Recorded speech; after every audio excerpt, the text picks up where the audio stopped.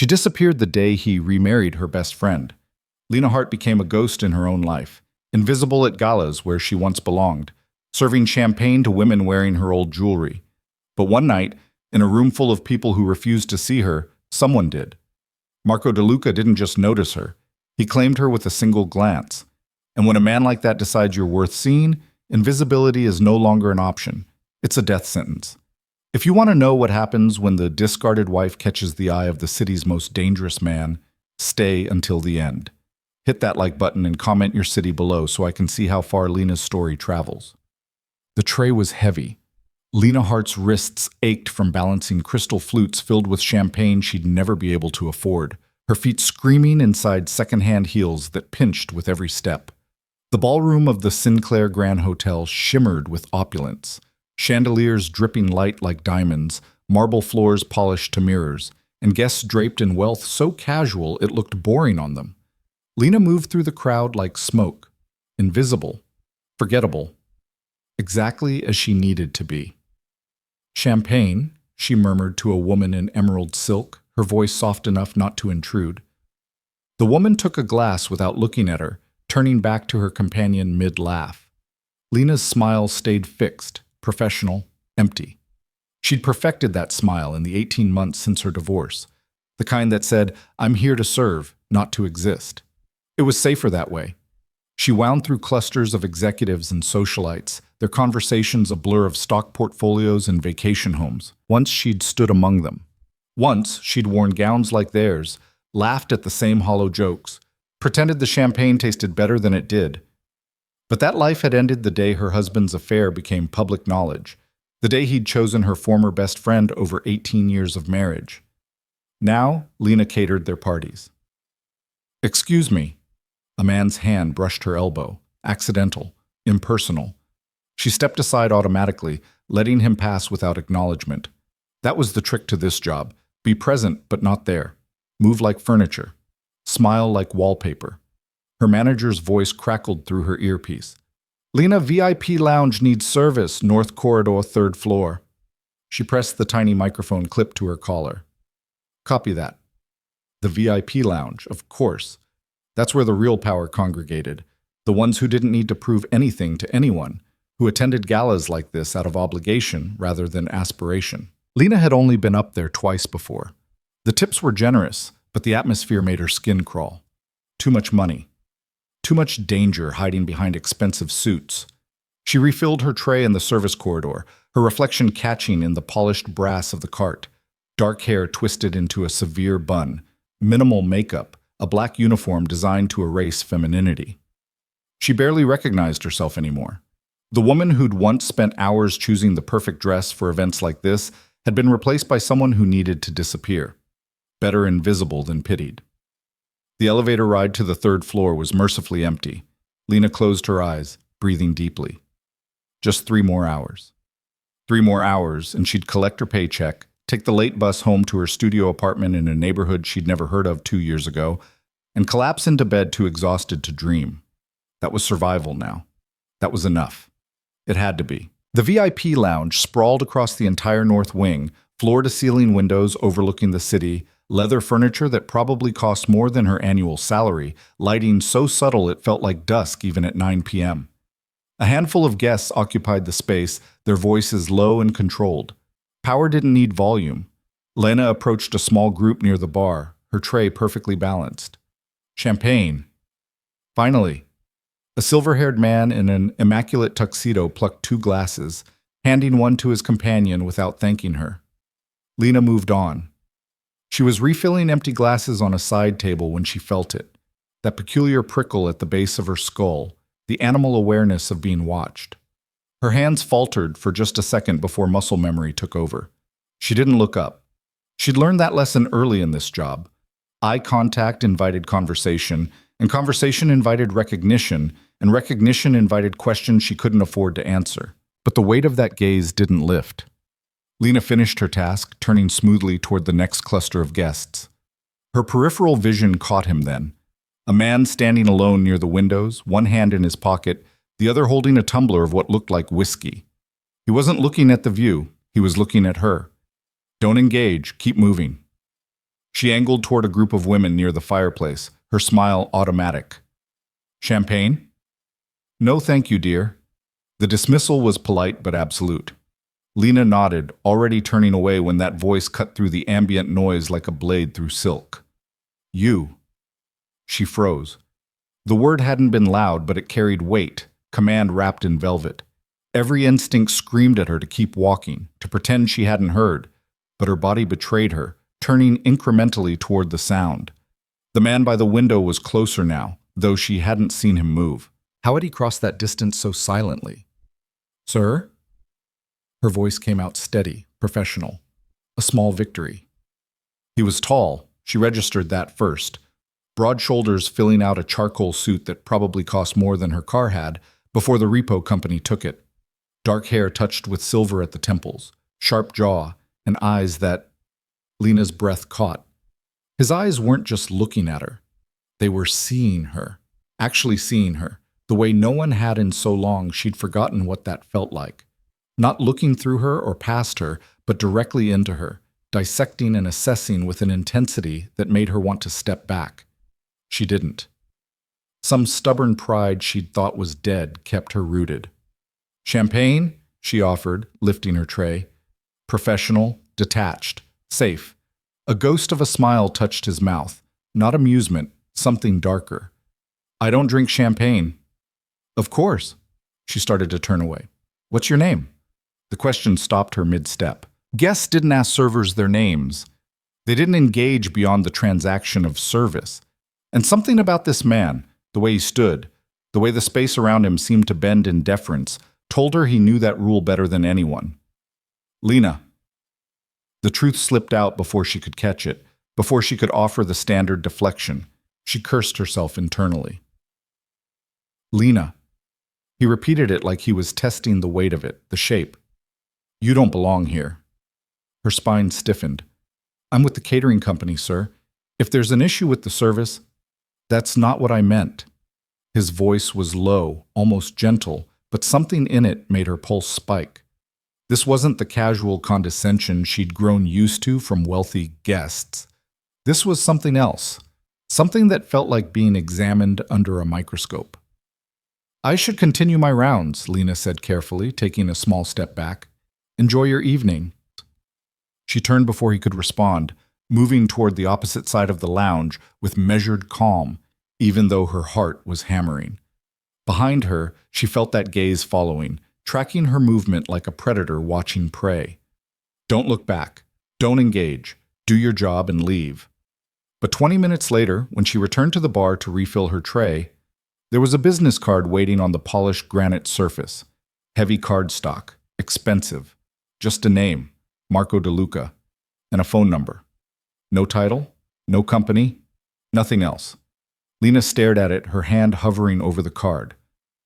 He told me to make sure you got that. The bartender, a young man she vaguely recognized from other events, looked nervous. Said it was important. Who is he? The question escaped before she could stop it. The bartender's eyes widened slightly. You seriously don't know? Should I? He glanced around, then leaned closer, lowering his voice. Marco DeLuca owns half this city. Real estate, construction, shipping, other things people don't talk about in public. He's not someone you say no to. Something cold slithered down Lena's spine. I didn't say yes to anything. Didn't have to. The bartender straightened, already moving away to serve another guest. He decided. That's how it works with men like that. Lena picked up the card with trembling fingers, then set it back down like it had burned her. She didn't need this. Didn't need him, whoever he was. She needed to finish her shift, get paid, and maintain the careful invisibility that kept her safe. But when she turned to leave, Marco DeLuca was standing 10 feet away, watching her with that same unsettling intensity. Their eyes met. He didn't smile, didn't approach, just held her gaze with a certainty that made her feel stripped bare, every defense she'd built suddenly fragile as paper. Then he turned and walked away, disappearing into a private corridor she hadn't noticed before. Lena stood frozen, her breath shallow, the card still lying on the bar like a challenge, like a threat, like a promise. She left it there, 3 days passed before Lena let herself think about Marco DeLuca again. The morning after the gala, she'd woken in her cramped studio apartment with sunlight streaming through blinds she couldn't afford to replace, her body aching from standing in those terrible heels. She'd made coffee in the cheap machine that sputtered and complained, eaten toast that was mostly crust because she'd forgotten to buy bread again, and gone to her day job at a dry cleaner 6 blocks away. Normal. Safe. Invisible. But at night, alone in the dark, she kept seeing those eyes, kept hearing that voice saying her name like it meant something, kept feeling the weight of being truly seen for the first time in 18 months. It terrified her. On the 4th day, her phone rang during her lunch break. Unknown number. Lena stared at it, her sandwich forgotten. She almost let it go to voicemail. Almost. Hello? Lena Hart. Not a question. That voice, dark and certain. You didn't call. Her hand tightened on the phone. I don't know who this is. A pause, and she could hear the smile in his response. Yes, you do. She should hang up, block the number, forget this ever happened. Instead, she found herself saying, How did you get my number? Does it matter? Yes. Her voice came out sharper than intended.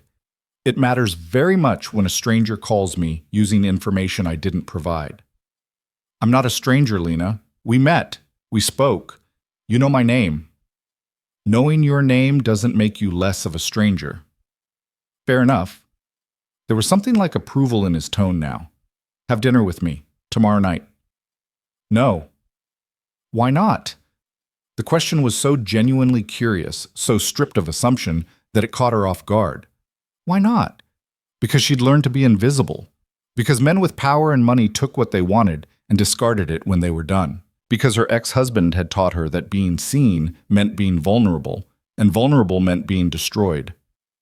I don't know you, she said finally. That's the point of dinner, to know each other. I'm not interested in whatever this is. What do you think this is?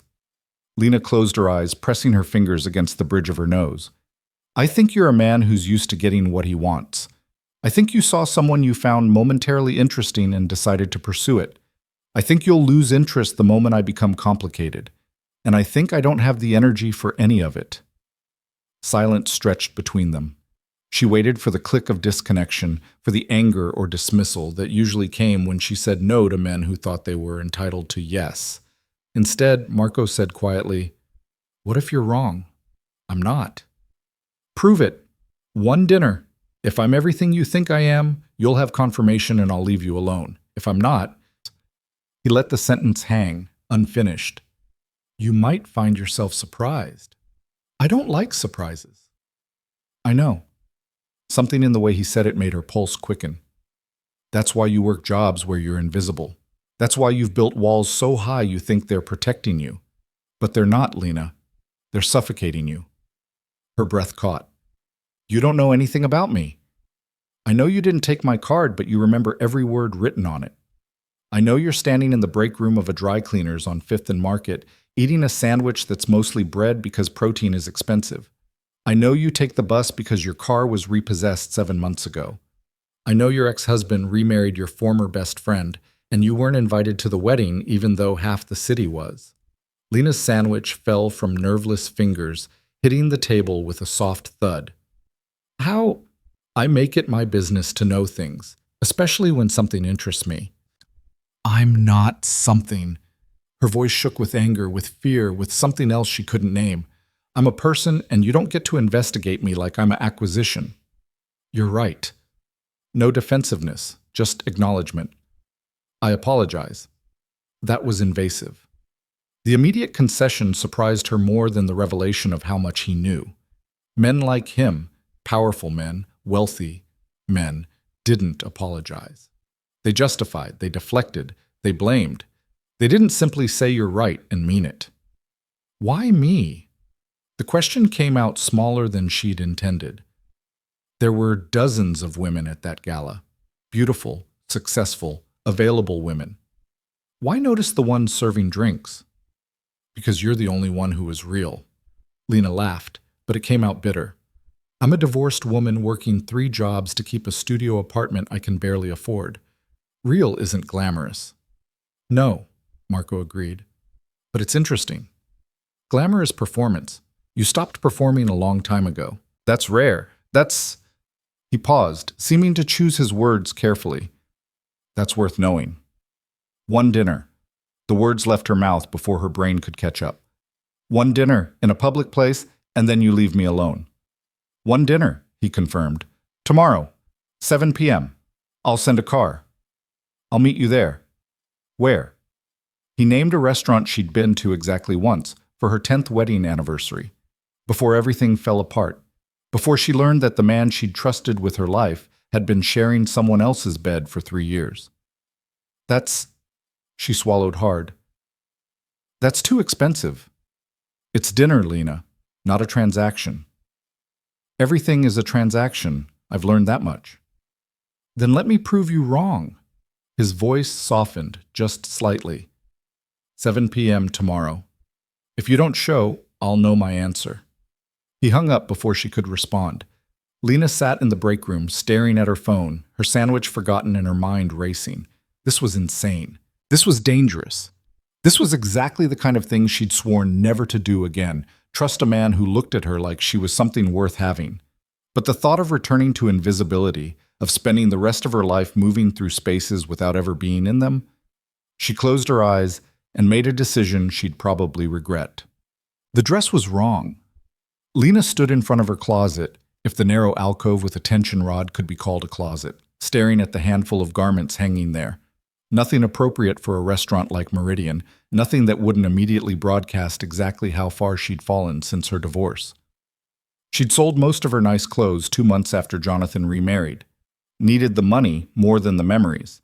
Now she had exactly 3 dresses. The black uniform from the catering company, a floral sundress with a broken zipper she kept meaning to fix, and a navy wrap dress she'd bought at a thrift store for job interviews. The navy dress would have to work. She showered in the tiny bathroom where the water pressure was more suggestion than force, dried her hair until it fell in dark waves around her shoulders instead of the severe bun she wore for work, and applied makeup with a hand that trembled just slightly. Not much. She didn't own much anymore, but enough to feel like herself instead of a ghost. The face that looked back from the mirror startled her. When had she last actually looked at herself instead of just checking that she was presentable enough not to be noticed? There were lines around her eyes that hadn't been there 2 years ago, a tightness to her mouth that spoke of too many words swallowed, but there was also something else, a flicker of something that might have been anticipation or might have been terror. Maybe both. At 6:55 p.m., Lena stepped out of the bus 2 blocks from Meridian and walked the rest of the way in heels that weren't quite as awful as her work shoes but still pinched. The restaurant glowed against the evening sky, all glass and warm light, beautiful people visible through the windows like actors on a stage. She almost turned around 3 times. But then she saw him. Marco stood near the entrance, hands in his pockets, wearing dark slacks and a white shirt with the sleeves rolled to his forearms. Casual. Almost approachable. Except for the way every person who passed him gave a wide berth, that instinctive recognition of predator, even when the predator was still. He saw her the moment she rounded the corner. His posture shifted, not obviously, just a subtle straightening, a focus that felt like being caught in a spotlight. Lena forced herself to keep walking, to not run, to meet this moment with whatever dignity she had left. "You came." He said it quietly, like he'd genuinely been uncertain. "I said I would." People say a lot of things. I'm not people. His mouth curved, not quite a smile but close. "No, you're not." He offered his arm. After a moment's hesitation, Lena took it, and they walked into Meridian together. The maitre d' greeted Marco by name, led them to a corner table with a view of the city lights sprawling below, and vanished with a discretion that suggested he'd done this many times before. Lena settled into her chair, hyper-aware of the other diners, of the weight of silverware she hadn't held in months, of the wine list presented to Marco like it was the Dead Sea Scrolls. "You choose," he said, sliding the leather-bound book toward her. "I'm curious what you like." A test. Everything was always a test with men like this. Lena scanned the list, her eyes catching on a burgundy she'd loved once, before she'd learned to drink boxed wine, because it was cheaper and lasted longer. The Chambol Moussigny, she said quietly, if that's acceptable. Marco relayed the choice to the sommelier without looking at the price. Lena tried not to calculate how many hours she'd have to work at the dry cleaner to afford a single glass. Tell me something true, Marco said once they were alone again. What? Something true. About you. Not what you think I want to hear, not what's polite or safe. Something true. Lena studied him, this man who'd upended her careful invisibility with a single glance. Why does it matter? Because lies are easy. I want to know who you actually are. You already investigated me. You know who I am. I know facts. I don't know you. The wine arrived. Marco let her taste it first, another small gesture that shouldn't have mattered, but did. The burgundy was exactly as she remembered, complex, layered, perfect. It tasted like a life she used to have. I hate champagne, Lena said suddenly. I always have. It's too sweet, too bubbly, too celebratory. And I spent years drinking it at galas and fundraisers because that's what women like me were supposed to drink. Elegant, sophisticated, empty. Marco's eyes never left her face. What do you actually like? This. She lifted her glass. Red wine. Bourbon sometimes. Drinks that have weight to them. Substance. Noted. He took a sip of his own wine. What else? What do you mean? What else do you hate that you pretended to love? The question cracked something open inside her. Lena looked down at the table, at the pristine white cloth and the gleaming silverware, and found herself speaking truths she'd never said aloud. I hated the fundraisers, hated the luncheons where women competed over whose charity was more important, hated the country club, the tennis lessons, the book club that never actually read books. The words spilled out faster now, a dam breaking. I hated that my opinions didn't matter as long as I looked good on my husband's arm. Hated that I gave up my graduate program because he said his career needed my support. Hated that I became exactly what everyone expected and lost myself in the process. She stopped abruptly, her cheeks flushing. I'm sorry. That was true, Marco finished. That was true. Don't apologize for it. Their food arrived, scallops for her, steak for him, and they ate in companionable silence for a few minutes. Lena couldn't remember the last time food had tasted this good, or maybe it was just that she was actually tasting it instead of eating mechanically while her mind raced through tomorrow's problems. Your turn, she said finally. Something true. Marco set down his fork, considering. I don't remember the last time I had dinner with someone who wasn't trying to get something from me. Everyone wants something. Yes, but most people pretend they don't. You're honest about it. You told me on the phone exactly what you thought I was. No performance. And what am I trying to get from you? Nothing. He said it with certainty. You didn't want this dinner. You came anyway, but not because you want my money or my connections or whatever reputation you think I have. You came because some part of you is tired of being invisible. Lena's breath caught. You don't know that. Don't I? He leaned forward slightly. You work 3 jobs to survive, but you could call your ex-husband, ask for help. You were married 18 years. There's alimony, assets, legal recourse, but you haven't. Why? Because I don't want anything from him. Exactly. You'd rather break yourself into pieces than ask for help from someone who hurt you. That's pride. That's strength. That's also incredibly lonely. Tears prickled behind Lena's eyes. She blinked them back furiously, reaching for her wine glass to hide the reaction. You think you have me figured out? No. I think you're more complicated than you let anyone see. I think you've spent so long being invisible that you've forgotten how to be anything else. And I think... He paused, his gaze intense. I think you're terrified that if someone actually sees you, they'll confirm what your ex-husband made you believe, that you're not worth keeping. Stop. The word came out sharp, raw. You don't get to psychoanalyze me like I'm some kind of project. You're right. No defensiveness, just acknowledgement. Again. I'm sorry. Lena set down her wine glass, her hands shaking. This was a mistake. She should never have come here. Should never have let herself believe that dinner with a stranger could be anything other than painful. But before she could make an excuse to leave, Marco said quietly, "I was married once." She looked up, startled. 12 years, he continued. She was perfect. Beautiful, intelligent, connected to the right families. Everyone said we were an ideal match. His jaw tightened almost imperceptibly. She died 4 years ago, cancer. And for 2 years after, I didn't let myself feel anything. Built walls, stayed busy, convinced myself that was enough. What changed? Lena heard herself ask. I realized the walls weren't protecting me. They were ensuring I'd never have to risk being hurt again, which meant I'd never have to risk being alive again either. He met her eyes. Sound familiar? It did. It sounded exactly like the last 18 months of her life. I'm not looking for a relationship, Lena said carefully.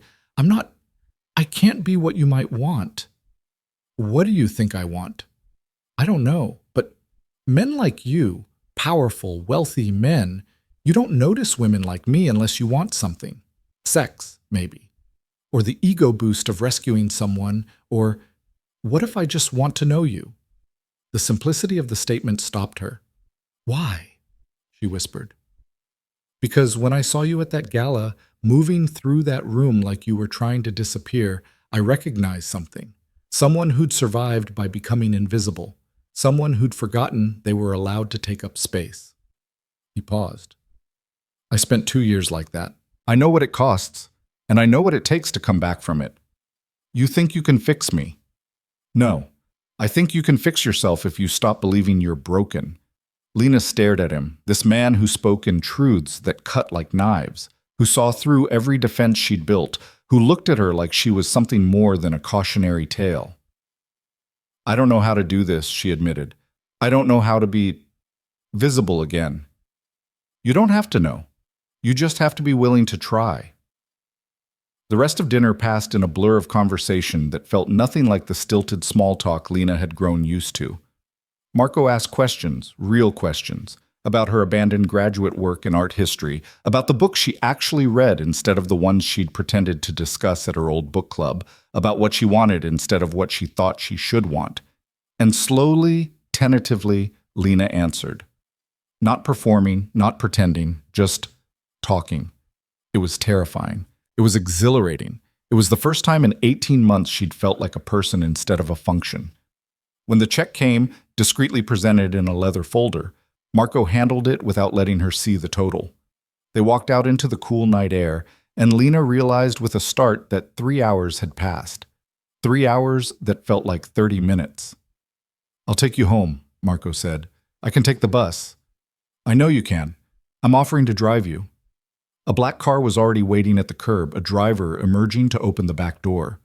Lena hesitated, then slid inside. The interior was all soft leather and subtle lighting, more luxury in this single vehicle than in her entire apartment. Marco settled beside her, not touching but close enough that she could feel his warmth.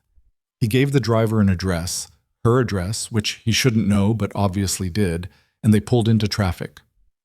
This doesn't change anything, Lena said quietly. One dinner doesn't mean I'm ready for whatever this is. I know. I have a lot of damage, a lot of walls. I know that too. Then why? Because damage doesn't mean disposable. Walls don't mean unworthy. And because I think you've spent long enough believing both of those things. He turned to look at her, his expression serious. I'm not asking you to trust me, Lena. I'm asking you to consider the possibility that you might be worth more than you've been told. The car pulled up outside her building, a tired structure with flickering hallway lights and graffiti on the exterior wall. Lena felt a flush of shame, seeing it through his eyes. Marco walked her to the door anyway. Thank you for dinner, she said, fumbling for her keys. It was true? A small smile touched her lips. Yeah, true. Can I see you again? The question should have been simple. It wasn't. Because saying yes meant choosing to be seen, to be vulnerable, to risk being hurt again. But saying no meant returning to invisibility, to safety that felt more like suffocation every day. I don't know, Lena admitted. I need to think. Take all the time you need. Marco pulled a card from his pocket, the same card she'd left on the bar. When you're ready, call, or don't, but know that the offer stands. He turned to leave, then paused. For what it's worth, Lena, I think you're incredibly brave. It takes courage to survive what you've survived and still be willing to try again." Then he was gone, disappearing into the car, leaving her standing in the doorway with her heart pounding and her mind racing. Lena climbed the stairs to her apartment, unlocked the door, and stood in the middle of her small space, this room that held everything she owned, everything she'd become. The card sat heavy in her hand. She looked at it for a long time. Then, before she could change her mind, she programmed the number into her phone. She didn't call. Not yet, but she kept it there. A possibility waiting in the dark. Outside her window, the city glittered with lights from lives being lived. And for the first time in 18 months, Lena wondered if maybe, just maybe, she could be part of that world again. If she could find the courage to step out of the shadows. If she could believe that being seen wouldn't destroy her. If she could trust that this man, this dangerous, intense, impossible man, might actually mean what he said. The question was, did she dare find out? Lena looked at her phone, at the number saved under his name, and felt something shift inside her. Not healing, not yet, but the first crack in the walls she'd built, letting in a sliver of light. It was a start. And maybe, just maybe, that was enough. Lena didn't call the next day, or the day after that. She went to work at the dry cleaner, pressed shirts until her shoulders ached, smiled at customers who didn't look at her face, and took the bus home through streets that felt simultaneously more vivid and more oppressive than before. The dinner with Marco had cracked something open inside her, not healing, but awareness. She noticed things now. The way other people moved through the world with confidence she'd forgotten how to feel. The way invisibility had become not just survival, but identity. On the third night, she lay in bed staring at her phone, Marco's number glowing on the screen. Her thumb hovered over the call button a dozen times before she finally set the phone down and turned off the light. What would she even say? "Thank you for seeing me, now please stop because it terrifies me"? The fourth day brought rain, heavy, relentless sheets that turned the city gray and made her commute miserable. Lena stood under the shelter at the bus stop, water dripping from her cheap umbrella, when a black car pulled up to the curb. The same car from dinner. The window lowered. Marco sat in the back seat, watching her with that same intensity that made her feel transparent. "Get in," he said. It wasn't a command, just a statement of fact like he knew she would and was simply waiting for her to acknowledge it. Lena should have refused, should have stayed at the bus stop and waited for public transportation like she did every other day. Instead, she folded her umbrella and slid into the warmth of his car, water pooling at her feet. "You're following me now?" she asked, not looking at him. "I was in the area. This is 15 miles from anywhere you'd need to be. Maybe I needed to be here." His voice held a trace of amusement. "You didn't call." "I said I needed time to think." "I know. I'm not here to pressure you." "Then why are you here?" Marco was quiet for a moment, and when she finally turned to look at him, something in his expression made her breath catch. Vulnerability. Just a flash of it, quickly masked, but real. "Because I haven't been able to stop thinking about you," he admitted, "and I wanted to make sure you were all right. I work at a dry cleaner and ride the bus. I'm the definition of all right." "That's not what I meant." The car moved smoothly through traffic, the driver navigating with practiced efficiency. Lena realized they weren't heading toward her apartment. "Where are we going?" "Somewhere dry. Unless you'd prefer I take you home." She should say yes, should insist on going back to her small, safe space where men like Marco DeLuca didn't upend her carefully constructed walls. But the thought of returning to that empty room, of spending another evening alone with only her thoughts for company, felt suddenly unbearable. "Somewhere dry is fine," she heard herself say. They drove in silence through rain-slicked streets until the car pulled up outside a building Lena recognized, one of the new luxury high-rises that had transformed the waterfront, all glass and steel and wealth. Marco's hand was at the small of her back as they entered the lobby, guiding but not controlling, and she found herself in an elevator ascending to the top floor. His penthouse. Of course it was his penthouse. The doors opened directly into a space that took her breath away. Floor-to-ceiling windows overlooking the city, modern furniture that managed to be both expensive and comfortable, art on the walls that she recognized from her abandoned graduate studies. A Rothko, an actual Rothko, hanging in his living room like it belonged there. "You collect?" she said, moving toward the painting without thinking. "I appreciate beauty." Marco shrugged off his jacket, draping it over a chair. "Wine? Coffee? Something stronger?" "Wine." Lena couldn't tear her eyes from the Rothko. Do you know what this is worth?" "I know what I paid for it. Whether that's what it's worth is subjective." She turned to find him watching her again, that same piercing focus that made her feel like he could see straight through her defenses. He handed her a glass of red wine. Not the burgundy from dinner, but something equally complex. "Why did you really bring me here?" Lena asked. "And don't say to get out of the rain." Marco moved to stand beside her, close enough that she could feel his warmth, but not touching. "Because I wanted you to see something." "Your expensive art collection?" "No." He gestured to the windows, to the city spread below them. "This, all of it. I wanted you to see what the world looks like from up here instead of from the bus stop in the rain. To show me what I'm missing, what I could have if I just say yes to whatever you're offering. To show you that the invisibility you've wrapped yourself in isn't the only option." His voice was quiet, serious. "You think you have two choices, Lena. Be invisible and safe, or be seen and destroyed. But there's a third choice you haven't considered." "What's that?" "Be seen and survive anyway. Be seen and choose who gets access. Be seen on your own terms instead of someone else's." Lena took a long drink of wine, her hands trembling slightly. "You make it sound simple." "It's not simple. It's terrifying. But it's possible." She turned to face him fully, this man who'd appeared in her life like a storm and refused to let her hide. "What do you want from me, Marco?" "Really?" "The truth?" "Always the truth." "I want to know you.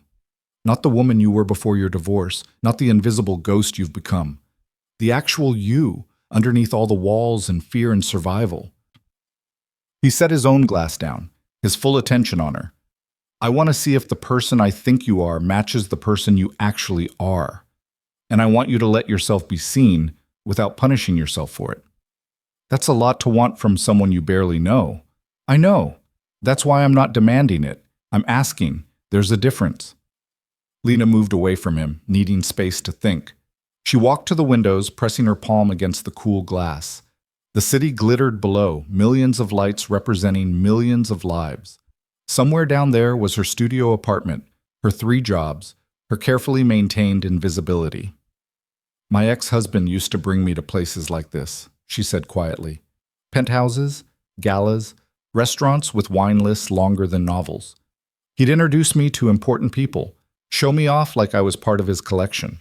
And I thought that's what love looked like, being displayed, being admired, being owned." Behind her, Marco's voice was carefully neutral. "And then? And then I found out he'd been sleeping with my best friend for 3 years, that every time he brought me to those places, showed me off, acted like I was precious. He was lying. To me. To everyone. I was just a prop in his performance of success. I'm not him." "I know." Lena turned, meeting his eyes. "That's what scares me.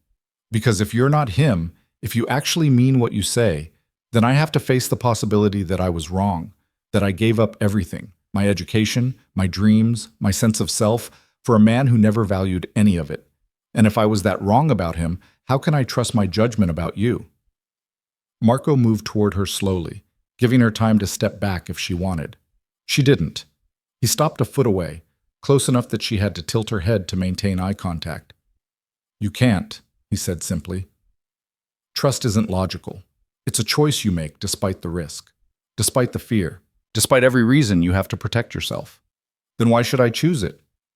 Because the alternative is spending the rest of your life half alive. And I don't think you want that anymore, or you wouldn't have come to dinner. You wouldn't be here right now." Lena's chest tightened.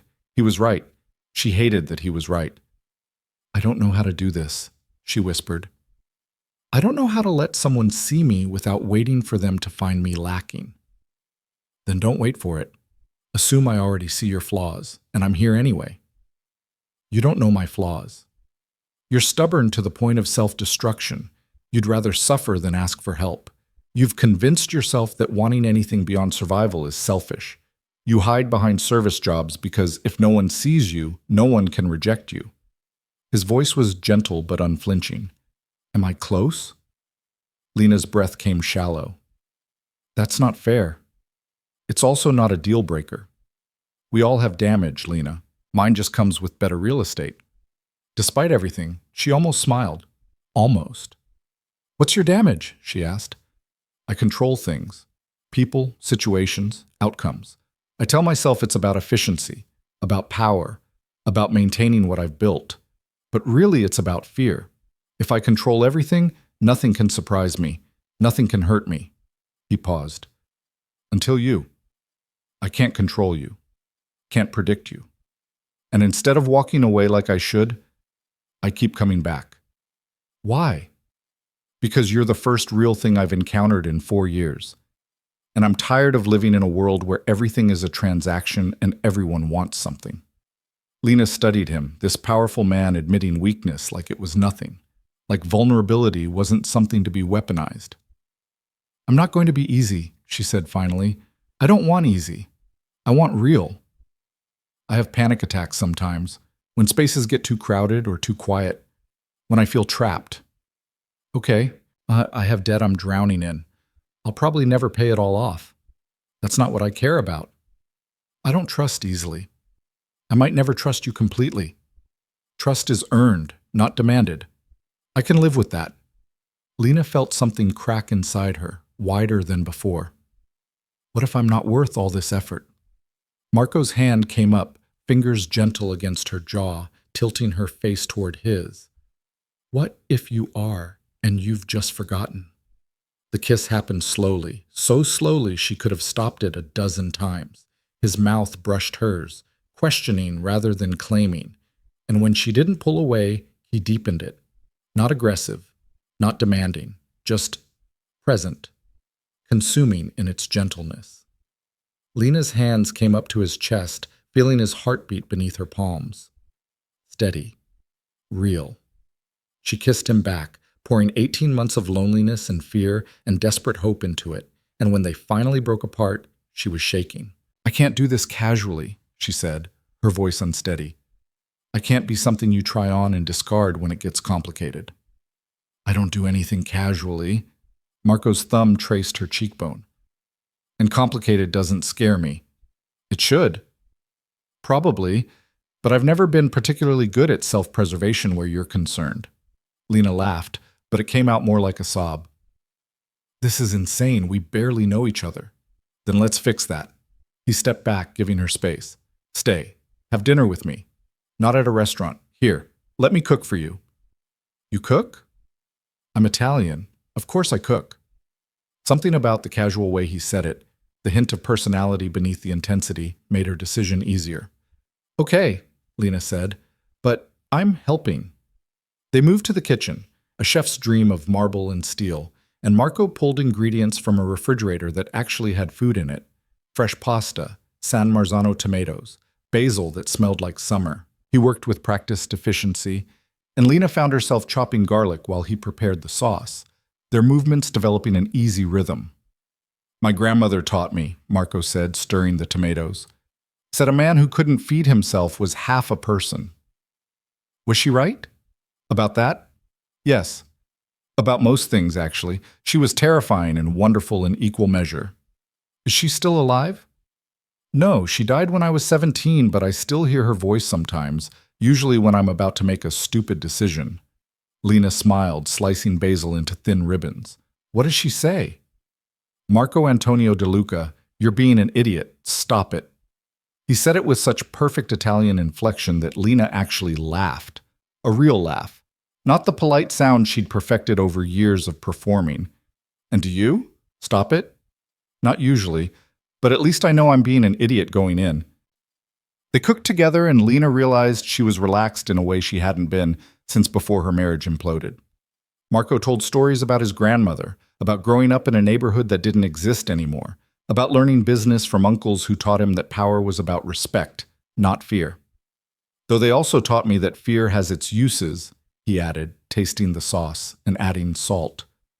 But that's a different conversation. Is it true? Lena asked. What the bartender said? That you own half the city? I own significant real estate holdings. Whether that constitutes half the city is debatable. And the other things? The things people don't talk about? Marco's hand stilled. He set down the wooden spoon and turned to face her fully. Yes. Just that. Yes. No justification, no deflection. Should I be afraid? Lena asked. Of me? No. Of what association with me might mean? Possibly. He held her gaze. I'm not going to lie to you, Lena. My business interests exist in gray areas. I've made decisions that would horrify you if you knew the details. I've hurt people who threatened what's mine, and I won't apologize for any of it because that's the world I operate in. But I would never hurt you, and I would end anyone who tried. It should have sounded threatening. Instead, it sounded like a promise. I don't need protection, Lena said quietly. Everyone needs protection sometimes. The question is whether you can accept it without seeing it as a loss of agency. I don't know if I can. Then we'll figure it out together. The pasta was perfect, simple, elegant, exactly right. They ate at his dining table with the city spread below them, and Lena found herself talking about things she hadn't discussed in years. Her abandoned dissertation on Renaissance art, her love of jazz that her ex-husband had mocked as pretentious, her dream of traveling to Venice someday, not for the tourist sites, but to see the art in context. So go, Marco said, refilling her wine. I can't afford... Not about money, about priority. If you wanted to go badly enough, you'd find a way. You're resourceful enough. I have responsibilities.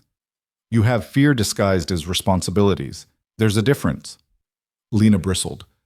You don't know my life. You're right. I don't. But I know the look of someone who's stopped dreaming because dreaming hurts too much. His voice softened. I wore that look for 2 years after my wife died, convinced myself that wanting anything was betraying her memory. It wasn't. It was just fear. What changed? I woke up one day and realized she'd hate what I'd become.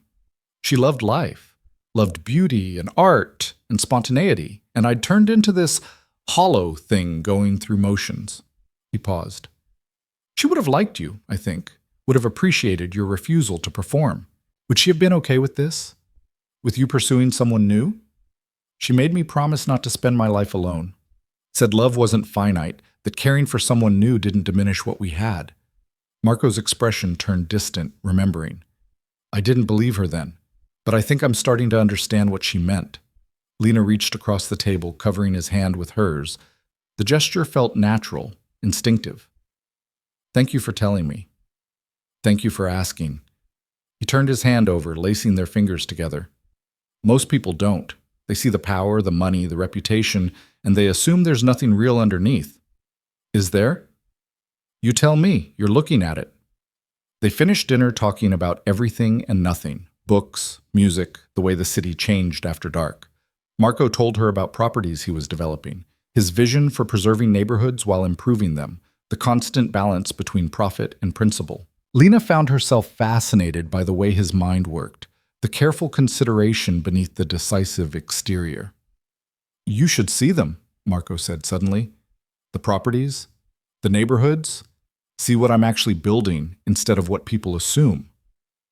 Why does it matter what I think? Because you see things others don't. You notice details, and because... He hesitated, something vulnerable crossing his face again. Because your opinion matters to me. Lena's heart did something complicated in her chest. I work tomorrow. When are you off? Thursday. I have Thursday afternoons free. Then Thursday. I'll pick you up at noon. Marco, just a tour. No pressure, no expectations. Just let me show you what I do when I'm not being whoever people think I am. She should say no, should maintain distance, protect herself, remember that men like him were dangerous in ways that went beyond the obvious. But when she looked at him, really looked at him, she saw someone as cautious as she was, as damaged, as desperate for connection they'd both convinced themselves they didn't need. Thursday, she agreed. Noon. The smile that crossed his face transformed him, softening the sharp edges into something almost boyish. Thursday. Later, when his driver took her home through streets that had stopped raining, Lena leaned her head against the window and tried to process everything that had happened. One dinner had turned into an afternoon in his car. An afternoon had turned into evening at his penthouse. Evening had turned into promises of Thursday, into possibilities she'd thought were dead. It terrified her. It exhilarated her. It felt like standing at the edge of a cliff, knowing the fall would either destroy her or teach her to fly. When she climbed the stairs to her apartment, she found a package waiting at her door. Inside was a book, a comprehensive study of Venetian Renaissance art, first edition, probably worth more than 3 months of her rent.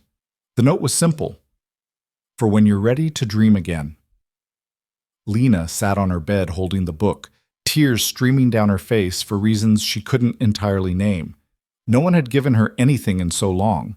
No one had listened when she talked about art, about dreams, about anything that mattered to her actual self rather than the person she'd been expected to be. She opened the book carefully, running her fingers over the pages, and saw her future self standing in Venice with this knowledge, this beauty, this possibility. And for the first time since her divorce, that future self didn't look like a fantasy. She looked like a choice. Her phone buzzed. A text from Marco. "Thank you for tonight. Sleep well." Lena typed back before she could overthink it. "Thank you for seeing me." His response came immediately.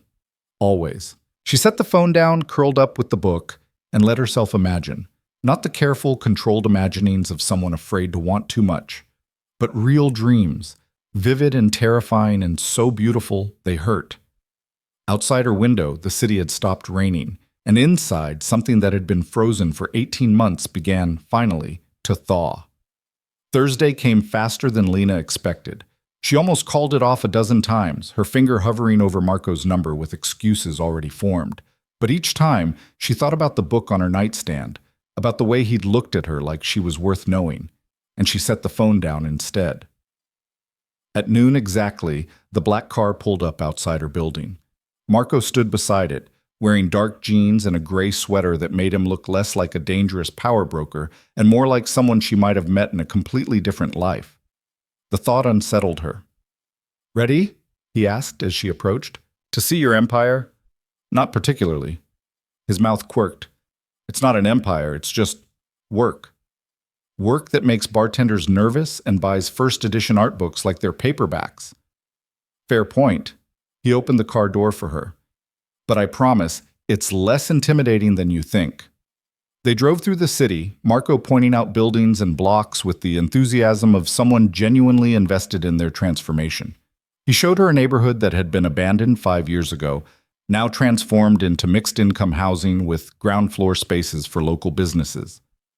"The key is not displacing people," Marco explained as they walked through a community garden that hadn't existed 6 months ago.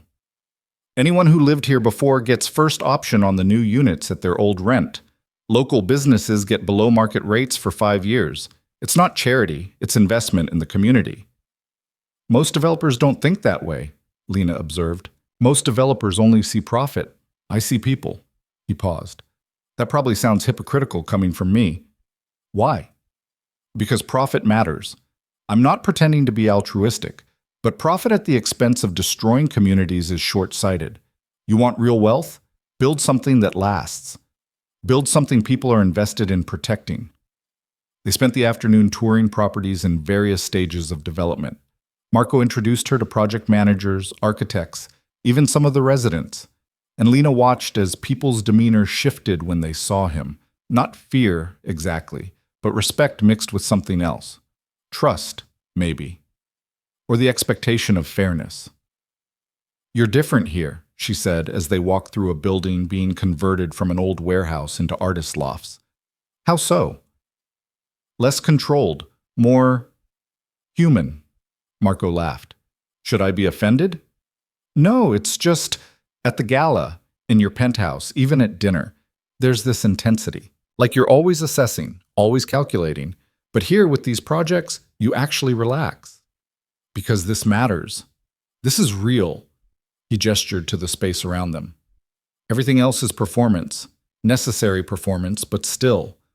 This is what I actually care about. They climbed to the top floor where floor-to-ceiling windows overlooked the river. The space was raw, exposed brick, concrete floors, industrial fixtures. But Lena could see the potential. Could imagine artists filling it with color and light and life. I saved this unit, Marco said quietly. Took it off the rental list.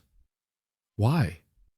He turned to look at her, that intensity back but softer now. Because I thought maybe someday you'd want it. A studio, a space to work, to dream in. Lena's breath caught. Marco, I'm not asking you to take it. I'm not asking you for anything. I just wanted you to know it exists, that the possibility exists. He moved closer. You talked about your abandoned dissertation, about art history, about dreams you gave up. This space could be yours if you ever want to reclaim them. I can't afford. It's already paid for. Has been for a week. She stared at him, emotions warring inside her. Gratitude, anger, fear, hope. You can't just buy me a studio. I can do whatever I want with my property. If I choose to keep one unit empty on the chance that someday you might need it, that's my decision. It's too much. It's an empty room, Lena. It only becomes too much if you let it mean too much. Everything with you means too much. The words came out more vulnerable than she'd intended. You show up in my life and suddenly there are possibilities I thought were dead. Art books and studios and futures I can't afford to imagine. And what happens when you disappear? When you realize I'm not worth the effort? I'm left with all these dreams and no way to survive them. Marco's hands framed her face, gentle but firm. I'm not going to disappear. I'm not your ex-husband. I don't make promises I can't keep. Everyone says that. I know. His thumb traced her cheekbone. And I know trust is earned, not declared. So I'm not asking you to trust me. I'm asking you to let me prove it, week by week, day by day, until you believe it. And if I can't, if I'm too damaged to ever fully trust anyone again, then we work with what you can give. Partial trust is better than none. Guarded hope is better than despair. Whatever you're capable of, Lena, I'll take it. Because even your fragments are more real than most people's wholeness. She kissed him then, pulling him down to her, desperate and afraid and so tired of fighting herself. Marco responded immediately, his arms wrapping around her like he could shield her from every fear, every doubt, every memory that told her this couldn't be real. When they finally broke apart, Lena pressed her forehead to his chest, listening to his heartbeat. I don't know how to do this, how to want something without waiting for it to be taken away. One day at a time, one choice at a time. His hand stroked her hair. And I'll be here, for all of it. They stood in that empty studio as afternoon light turned golden, holding each other while the city moved below. And Lena let herself imagine, just for a moment, what it might feel like to claim this space.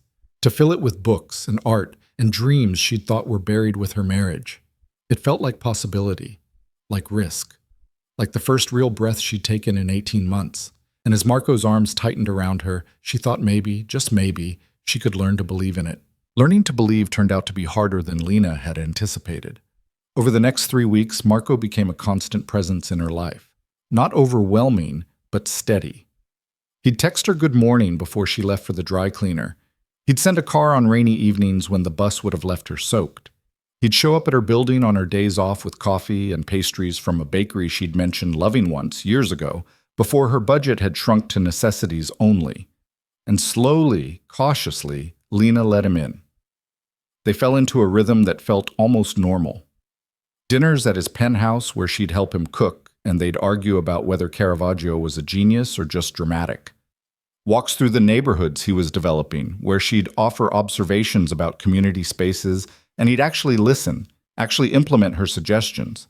Quiet evenings where they'd sit on his couch and she'd read while he worked, the silence comfortable rather than oppressive. It was the kind of relationship she'd thought only existed in movies, easy and complicated in equal measure, built on conversation and genuine interest rather than performance and expectation. But Lena kept waiting for the trap to spring, for the moment when Marco would reveal what he actually wanted, what she'd have to give up to keep him. Because men like him didn't invest this much time in women like her without expecting something in return. She just hadn't figured out what yet. The explosion came on a Tuesday. Lena was at the dry cleaner, pressing a businessman's shirts while half listening to the small television in the back room, when her phone erupted with notifications, text after text, call after call, all from numbers she didn't recognize.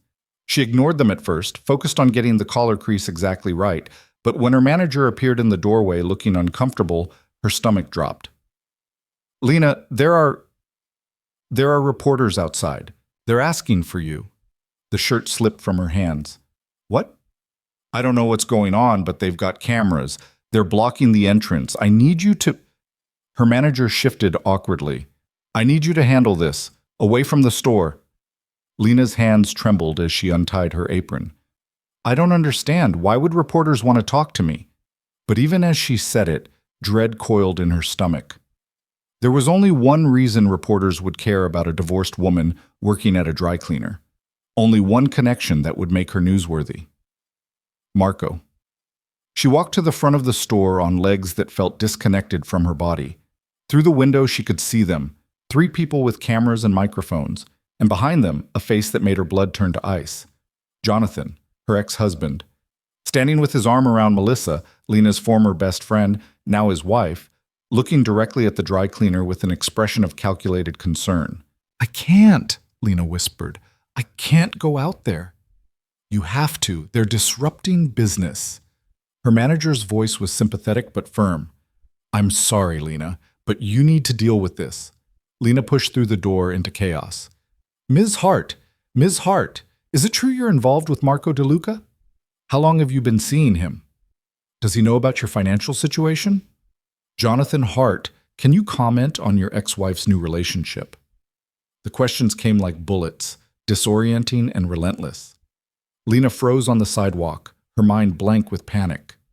This was her nightmare: exposure, scrutiny, being visible in the worst possible way. Jonathan stepped forward, his expression perfectly calibrated to look worried rather than vindictive. She knew that look, had fallen for it 1,000 times during their marriage. Lena, I'm concerned about you, he said, loud enough for the cameras to catch. Getting involved with a man like DeLuca, you have to understand the kind of danger that puts you in. I'm not... Lena's voice came out weak. I'm not discussing my private life. Private? Melissa spoke up, her voice dripping with false sympathy. Honey, it stopped being private when you started dating a known criminal. We're just worried about you. Marco's not a criminal. The words came out stronger than Lena felt. Really? Jonathan pulled out his phone, showing her a screen she couldn't quite see. Because there are some very interesting connections between his businesses and some very questionable people. Did you know that? Or were you too busy enjoying his money to ask questions? The reporters ate it up, cameras swiveling between them like spectators at a tennis match. I need you to leave, Lena said, hating how her voice shook. Both of you, this is harassment. Harassment? Jonathan's expression turned cold, the mask slipping just enough for her to see the cruelty underneath. I'm trying to help you, again. Just like I tried to help you during the divorce, but you were too proud to accept a reasonable settlement. You offered me nothing. I offered you what you deserved after you refused to be the wife I needed. But now, seeing you like this... He gestured at her work uniform, her second-hand clothes, the dry cleaner behind her. Maybe I was too generous. Maybe this is exactly where you belong. The words hit like physical blows. Lena felt herself shrinking, becoming invisible again, all the progress she'd made with Marco evaporating under the weight of Jonathan's contempt and the camera's glare. That's enough! The voice cut through the chaos like a blade. Lena turned to see Marco emerging from a car she hadn't noticed, his expression carved from ice. The reporters immediately redirected, shouting questions, but he ignored them completely. His focus was entirely on Jonathan. You're going to leave, Marco said quietly. Dangerously. Right now. Jonathan actually stepped back, an involuntary response to whatever he saw in Marco's eyes. But he recovered quickly, that false concern back in place. I'm just looking out for Lena. Someone has to, since she clearly can't make good decisions on her own. Her decisions are none of your concern. You lost that right when you divorced her. I'm still her. You're nothing to her. Marco's voice dropped even lower, and several reporters leaned in to catch it.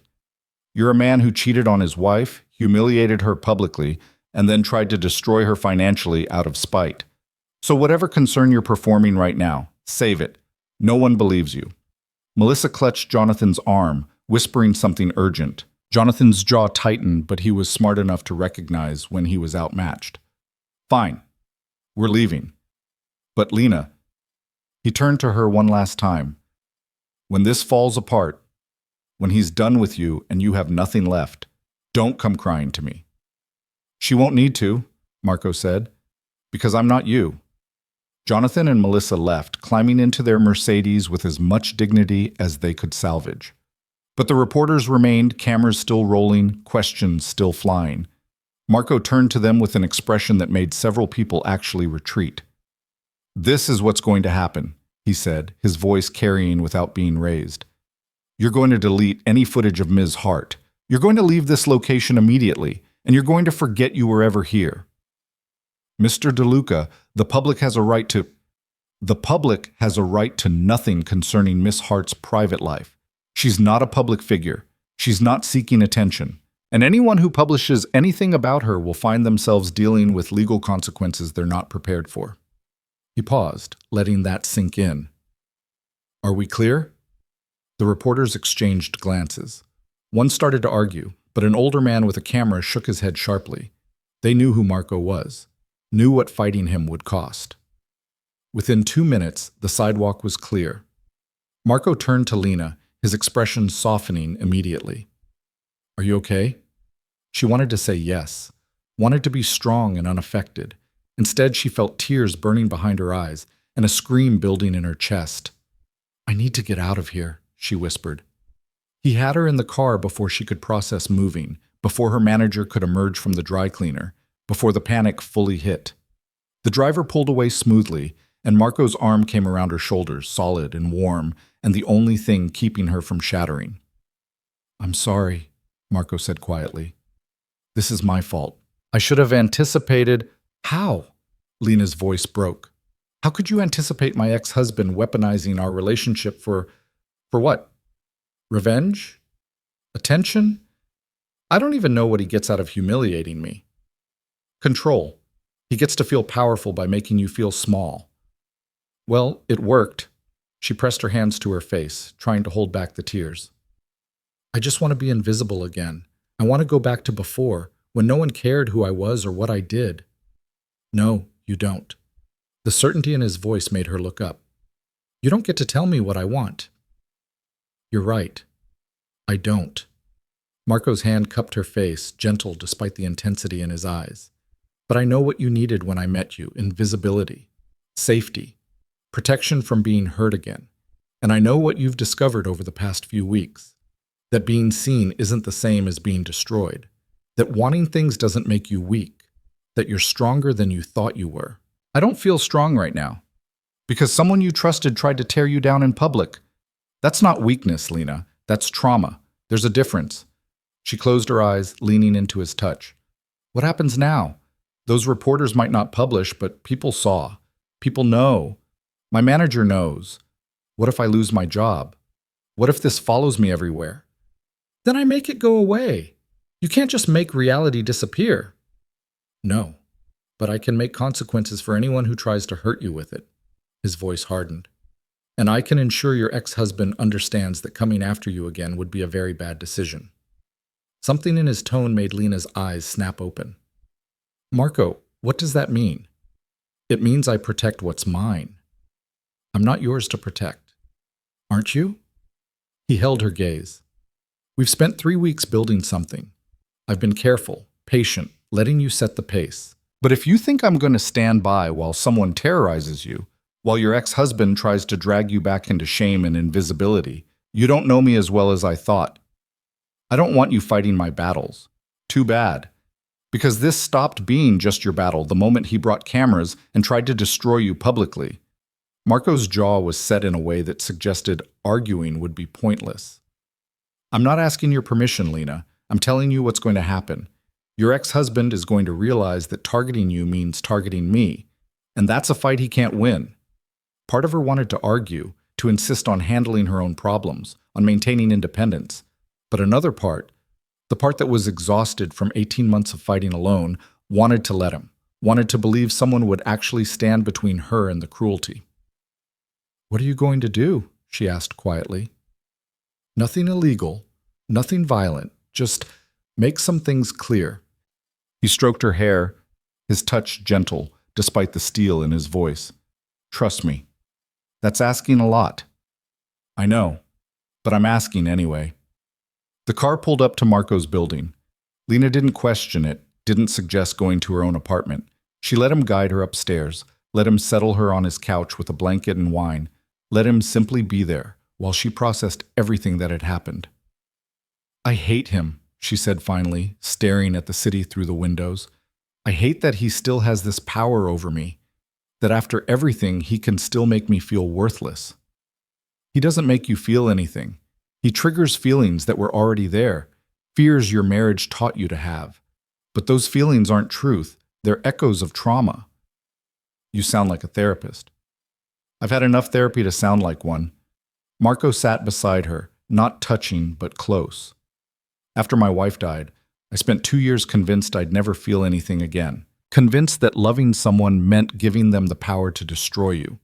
And I wasn't wrong. Love is vulnerability. But vulnerability isn't weakness, it's courage." Lena turned to look at him. "Is that what this is? Love?" "I don't know." His honesty was stark, undefended. "I know I think about you constantly. I know your happiness matters to me in ways nothing else has in years. I know I'd burn down anyone who tries to hurt you, whether that's love or obsession or just desperate need for connection. I can't say, but it's real, and it's not going anywhere. What if I can't give you what you need? What do you think I need? I don't know. Trust, certainty, someone who isn't constantly fighting themselves just to let you close. I need you exactly as you are, fighting, uncertain, guarded. Because that means when you do let me close, I know it's real. I know you're not performing." His hand found hers. "I don't need perfect, Lena. I need real, and you're the realest thing in my life." She wanted to believe him, wanted it with an intensity that scared her. But Jonathan's words kept echoing. When this falls apart, when he's done with you and you have nothing left. What if he's right? The question came out small. What if this is just temporary and I'm setting myself up to be destroyed again? Then I guess we both are. Marco's smile was slight, sad. Because if you think you're the only one risking something here, you're wrong. I'm 43 years old, Lena. I built an empire, survived grief, insulated myself against every possible threat. And then you walked into my life and made all of that meaningless. You make me want things I thought were dead. You make me feel things I thought I'd buried with my wife. And if that's not risk, I don't know what is. Lena squeezed his hand, fighting tears.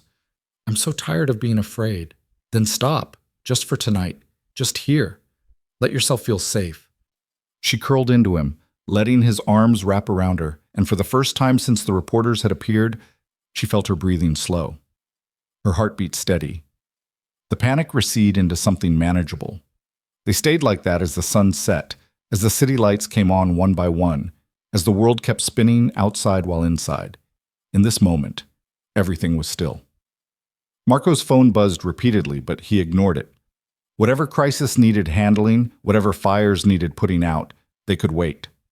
Right now, the only thing that mattered was the woman in his arms and the fragile trust she was offering. Lena dozed eventually, exhausted from the adrenaline crash. When she woke, night had fully fallen and Marco was on his phone, speaking in low, rapid Italian. She caught words like permanently and consequences and understood before he noticed she was awake and ended the call. Sorry, didn't mean to wake you. Who was that? Someone who's going to have a conversation with your ex-husband about appropriate boundaries. Marco, it's done, Lena. By morning, he'll understand that you're off limits, permanently. She should feel concerned, should question what conversation meant in Marco's world. Instead, she felt relief so profound it made her dizzy. Thank you, she whispered. You don't thank someone for protecting you. It's not a favor. It's necessity. They ordered food, Thai from a place that delivered to his building at midnight, and ate on the floor in front of the windows like teenagers instead of adults navigating complicated feelings. Marco told her stories about the ridiculous requests he got from potential tenants, and Lena found herself laughing, actually laughing, just hours after everything had fallen apart. "Stay tonight," Marco said as they were cleaning up. I'm not asking for anything except your presence. But I don't want you going back to your apartment alone. Not tonight." Lena knew she should refuse, should maintain boundaries, keep some distance, protect herself from falling too far. But the thought of her empty studio, of lying awake all night replaying Jonathan's cruelty and the reporter's invasive questions, was unbearable. "Okay," she said, "but I need to borrow clothes." He gave her one of his shirts and soft pants that she had to roll at the waist. She looked ridiculous, drowning in fabric, but Marco's expression when she emerged from his bathroom made her feel beautiful anyway. "Come here," he said, pulling her toward the bedroom. Lena's heart rate spiked, but he just led her to the bed and pulled back the covers. They lay down facing each other, close but not quite touching, and the intimacy of it, of being this near without expectation, without performance, felt more vulnerable than anything physical. "Tell me something," Marco said quietly. "Something you've never told anyone." Lena thought for a long moment. "I used to write poetry. Before my marriage, before everything. I had a notebook full of terrible, melodramatic poems about art and beauty and meaning. And when Jonathan and I got engaged, I threw it away. I convinced myself it was childish, that I needed to be an adult now. But really, I was erasing the parts of myself he didn't value." "Do you still write?" "No, I don't remember how." "That's a lie, you remember. You're just afraid it won't be good enough." She smiled despite the ache in her chest. "Your turn. Something you've never told anyone." Marco was quiet long enough that she thought he might refuse. Then, "I'm terrified of losing control. It's why I micromanage everything, why I need to know every detail, why I struggle to delegate. Because the one time I let my guard down, the one time I wasn't vigilant, my wife got sick, and I couldn't control it, couldn't fix it, couldn't do anything but watch her slip away. So I promised myself I'd never be that powerless again." "But you can't control everything." "I know. It doesn't stop me from trying." He reached out, tucking a strand of hair behind her ear. "And then you came along and made control irrelevant. I can't predict you, can't manage you, can't ensure you won't hurt me. And instead of running, I keep choosing to stay." "That's terrifying." "Yes, but it's also the most alive I've felt in 4 years." They talked until exhaustion pulled them under, Marco's hand eventually finding hers beneath the covers, their breathing synchronizing in the dark. And Lena let herself imagine what it might be like to wake up like this every morning, safe, seen, chosen not despite her damage, but including it. When she woke just before dawn, Marco was already awake, watching her with an expression so tender it made her chest tight. "Hi," she whispered. "Hi." He smiled. "Sleep okay?" "Better than I have in months, maybe years." "Good." They lay there in the growing light, not speaking, just being. And Lena realized this was what she'd been missing, not grand gestures or expensive gifts, but presence. Someone who chose to be there in the quiet moments, who didn't need her to be anything other than exactly who she was. Marco's phone buzzed on the nightstand. He glanced at it and something in his expression sharpened. "What?" Lena asked. "Jonathan tried to call a press conference this morning, tried to make a statement about our relationship, about my business dealings, about his concerns for your safety." Lena's stomach dropped. "Tried?" "It was canceled, along with several of his business permits, and a few of his social club memberships." Marco's voice was casual, but his eyes were steel. "He's currently dealing with some very interesting questions from the IRS about discrepancies in his tax filings." "You did that?" "I made some calls. People owed me favors. Those favors are now collected." "Marco, that's justice. That's justice." He sat up, his focus entirely on her. "He tried to destroy you publicly. He tried to use his power and connections to make you small. So I reminded him that his power is nothing compared to mine, and that targeting you means consequences he's not prepared for." Lena should feel conflicted. should worry about the implications, about what it meant to be with someone who could dismantle a person's life with a few phone calls. Instead, she felt protected in a way she'd never experienced. Not controlled, not owned, protected. What if it escalates? She asked. It won't. Jonathan's not stupid. He knows when he's outmatched. And if he tells people about what you did, who would believe him? A bitter ex-husband making accusations against a respected developer? Marco's smile was cold. Besides, I didn't do anything illegal. I just ensured that certain people looked closely at things they should have been watching all along. Lena processed this. The reality of who Marco was settling more firmly. He wasn't just a successful businessman. He was someone with reach, with influence, with the ability to reshape reality when necessary.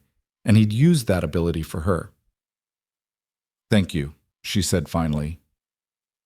You keep thanking me for things that aren't favors. This is what you do for people you care about. You protect them. Even if they don't ask for it? Especially then. Because the people who need protection most are usually too proud to ask. He was right. She would never have asked him to intervene, would have tried to handle Jonathan on her own, would have suffered rather than admit she needed help. And Marco had known that, had acted anyway. I'm falling for you, Lena said quietly, and it terrifies me. Good. Be terrified. Be uncertain. Be guarded. Marco pulled her close, his lips brushing her forehead. But be here anyway. That's all I'm asking. They spent the morning in his penthouse, cooking breakfast together, reading the news to confirm that Jonathan's press conference had indeed been canceled with no explanation. Marco made calls while Lena explored his bookshelves, finding first editions and signed copies mixed with well-worn paperbacks. The combination, expensive and sentimental, felt like him. Controlled exterior with carefully hidden softness underneath. Around noon, her phone rang, her manager at the dry cleaner. Lena answered with dread. Hello? Lena, I'm so sorry, but I have to let you go. After yesterday, with the reporters and everything, corporate says it's too much liability. The words should have devastated her. Instead, Lena felt strangely calm. I understand.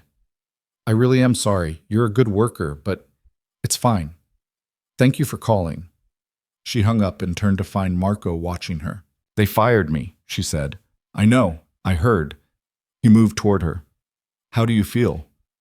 I should be panicking. That was one of my 3 jobs. I need that income. But all I feel is relief? She laughed, but it came out shaky. Is that insane? No, it's honest. You hated that job.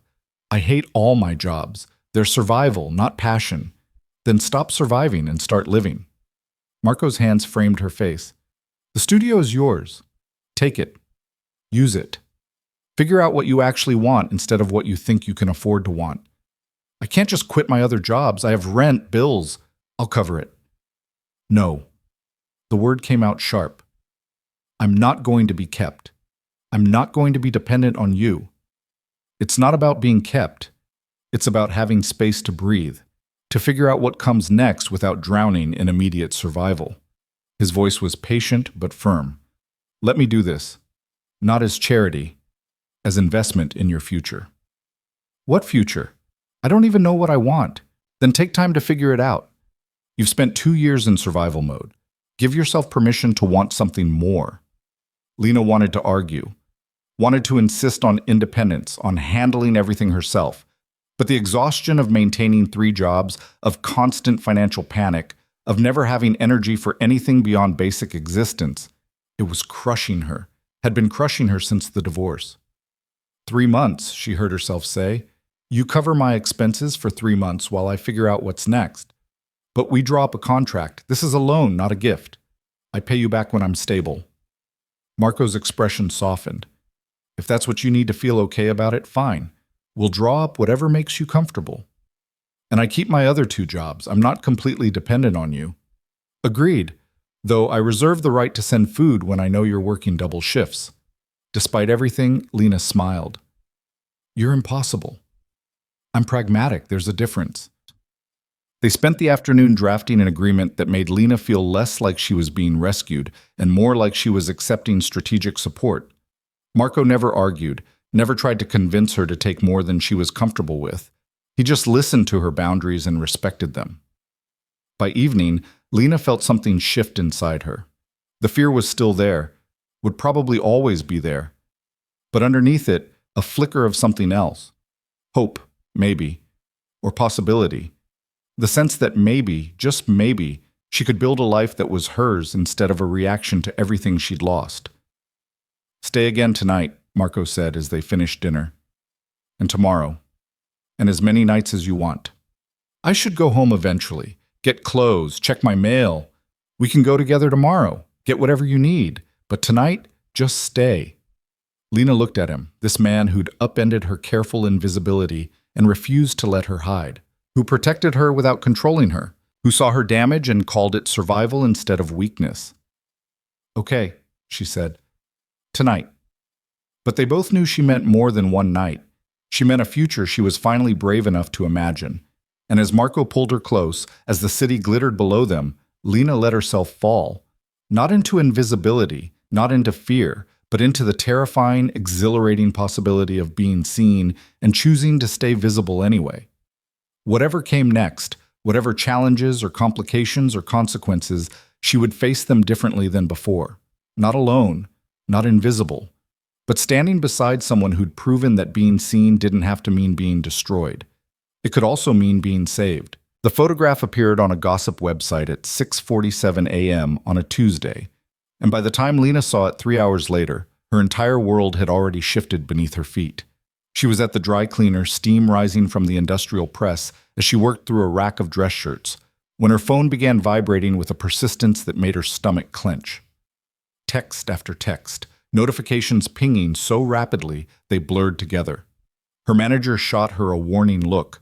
No phones on the floor, but Lena's hands were already reaching for it, some animal instinct telling her this wasn't normal.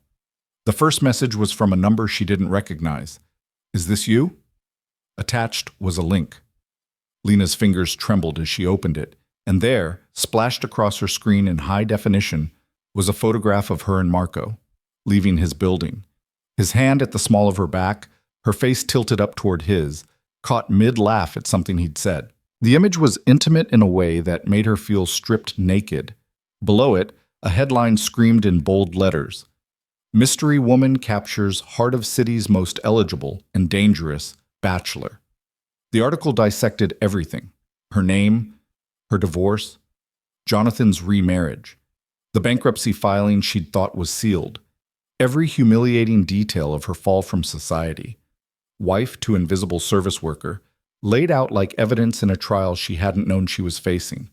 And at the center of it all was Marco, described in terms that made her blood run cold. Real estate magnate, political influencer, a man with connections that stretched into shadows the article could only hint at, a man whose previous relationship had ended in tragedy, who'd been alone for 4 years, who'd now apparently chosen Lena Hart, divorced, broke, nobody, as his new companion. The comment section was vicious. Gold digger. She's using him to climb back up. Probably targets rich men. That's how women like her survive. Did you see her ex-husband's new wife? Major upgrade. No wonder he left. Lena's vision blurred. The phone slipped from her hands, clattering against the concrete floor. "You okay?"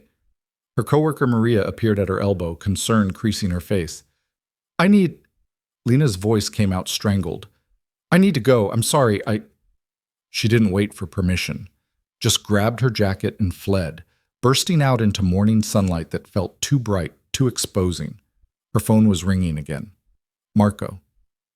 She declined the call, then immediately regretted it, then felt panic claw up her throat because what if he'd seen the article? What if he realized this was too much trouble? What if... A black car pulled up to the curb. Not Marco's usual vehicle, but close enough that she recognized the driver, Thomas, who'd taken her home 6 times now, who always greeted her politely without the pity she'd learned to expect. "Ms. Hart." He was out of the car, opening the back door. "Mr. DeLuca asked me to bring you to him." "I can't..." But she was already moving toward the car, some part of her needing to see Marco, To hear him say this was manageable, that her past wouldn't destroy whatever fragile thing they were building. The drive to his office building passed in a blur. Lena stared at her phone, watching the articles spread across social media, watching her name trend alongside Marco's, watching her life become public spectacle. Someone had found her wedding photos, her and Jonathan, young and smiling and so naive. Someone else had found court documents from the divorce, every intimate detail of her humiliation, packaged for entertainment. She wanted to disappear, wanted to crawl back into invisibility and never emerge. But the car was already pulling up to a building she'd never been to before. Sleek glass and steel in the financial district. The kind of place where deals worth millions happened before lunch. Thomas guided her through a private entrance, into an elevator that required a key card, and suddenly she was on the top floor being ushered into an office that overlooked half the city. Marco stood by the window, phone pressed to his ear, his posture rigid in a way she'd never seen. When he caught sight of her, he ended the call mid-sentence and crossed the space in 3 long strides. "Are you all right?" His hands framed her face, tilting it up so he could examine her like he was checking for injuries. "Am I all right?" Lena's voice cracked on a laugh that held no humor. "Did you see what they wrote about me? About us?" "I saw it." His jaw tightened. "I'm handling it." "Handling it how? You can't unpublish an article. You can't make people forget they saw my entire history laid out like evidence of my failures." "Lena, they called me a gold digger, Marco. Said I'm using you to climb back into society. Said my ex-husband was smart to leave me." The words poured out, each one cutting deeper. And the worst part is some of it's true. I am broke. I am desperate. And being with you does change my circumstances, which makes everything they're saying look... Stop. Marco's voice cut through her spiral like a blade. Stop giving their narrative power over your truth. My truth doesn't matter. Perception matters. And the perception is that I'm some pathetic divorcee who latched onto the first rich man who noticed her. Then we changed the perception. How? Lena pulled away from him, wrapping her arms around herself. How do we change what people think when the facts support their assumptions? I am with you. You are wealthy and powerful. I did lose everything in my divorce. Those aren't lies. Marco was silent for a long moment, his expression unreadable. Then he moved to his desk, picked up a tablet, and handed it to her. Read this. It was a statement already drafted, ready for release. Lena's eyes scanned the words, her breath catching. Marco DeLuca confirms relationship with Lena Hart, describes her as a remarkable woman whose intelligence and integrity are matched only by her strength. Any suggestion that Ms. Hart is motivated by financial gain demonstrates fundamental misunderstanding of her character. Ms. Hart has repeatedly declined offers of financial assistance, insisting on maintaining her independence. Her choice to build a relationship with me is exactly that, a choice made freely and with full agency. I consider myself fortunate that she's willing to take that risk. You can't release this, Lena whispered. Why not? Because it makes me sound like I matter, like I'm someone worth defending publicly. You are someone worth defending publicly. Marco took the tablet back, setting it aside. And I will defend you. From gossip sites, from your ex-husband if he decides to make this worse, from anyone who thinks they have the right to dissect your life for entertainment. This is what I was afraid of. Lena's voice shook. This exposure, this scrutiny, people looking at me again, judging me, finding me wanting. Let them look. Let them judge. Their opinions don't change who you actually are. Easy for you to say. You're used to this. You've been in the public eye your entire career. Yes. And I've learned that you can't control what people think or say. You can only control how much power you give it. He moved closer, his presence solid and grounding. I know this is terrifying. I know it feels like losing control. But running from it, hiding from it, that gives them the power, not you.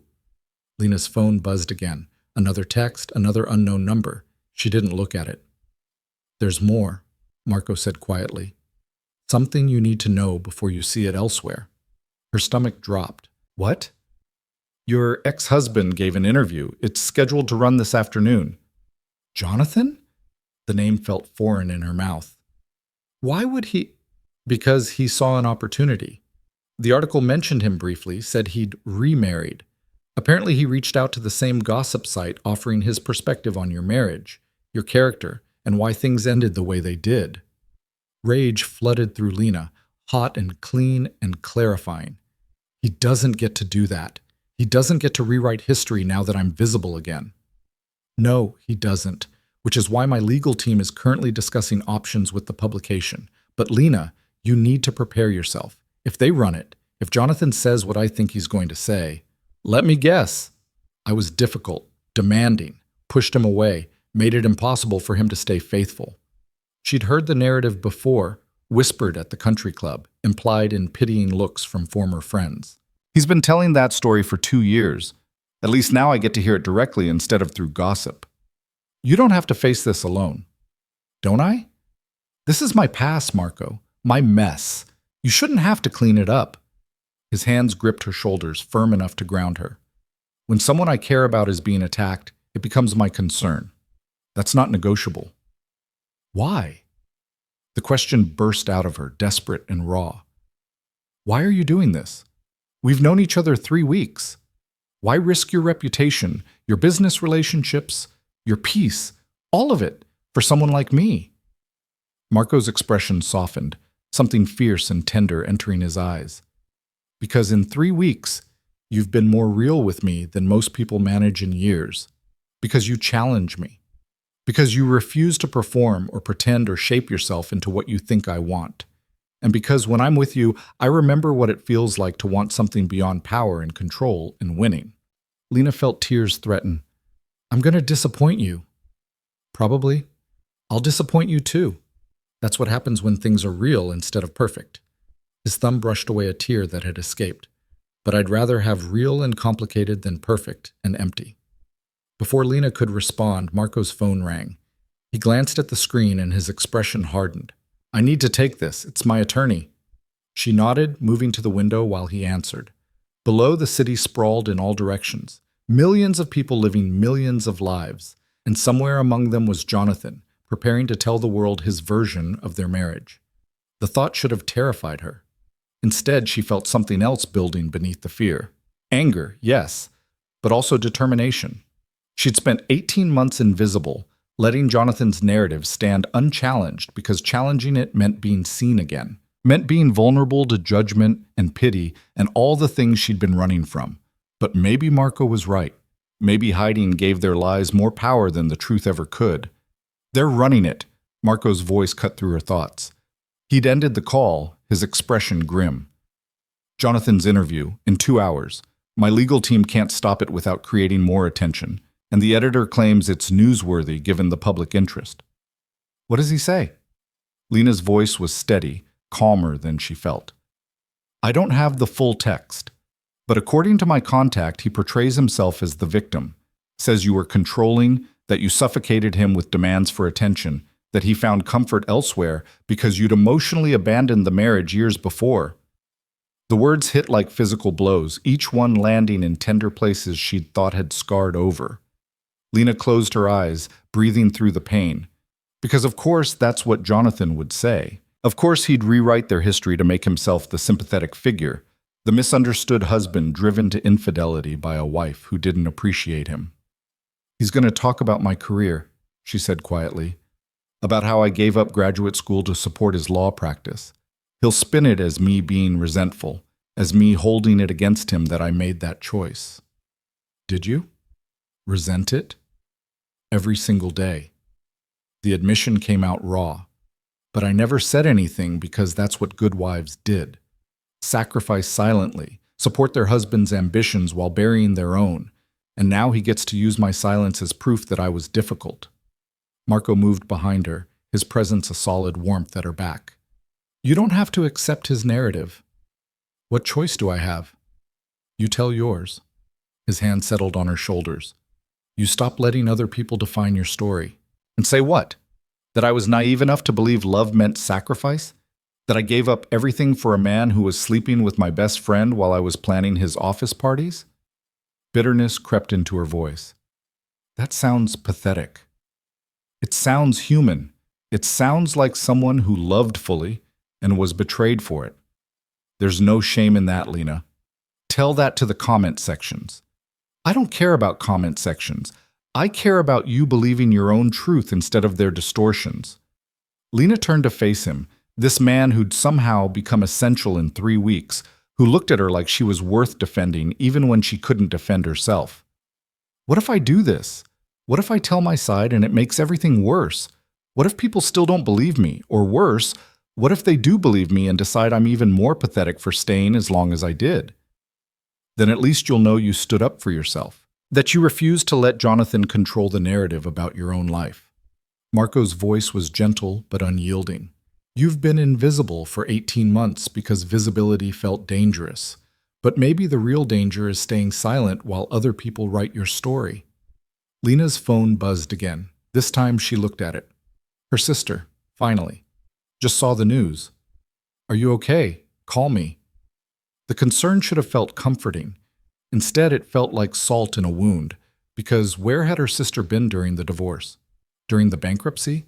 During any of the moments when Lena had actually needed family instead of performative worry now that she was trending on social media? I can't talk to her, Lena said, declining the call. I can't handle her pity right now. Then don't. You don't owe anyone access just because they're family.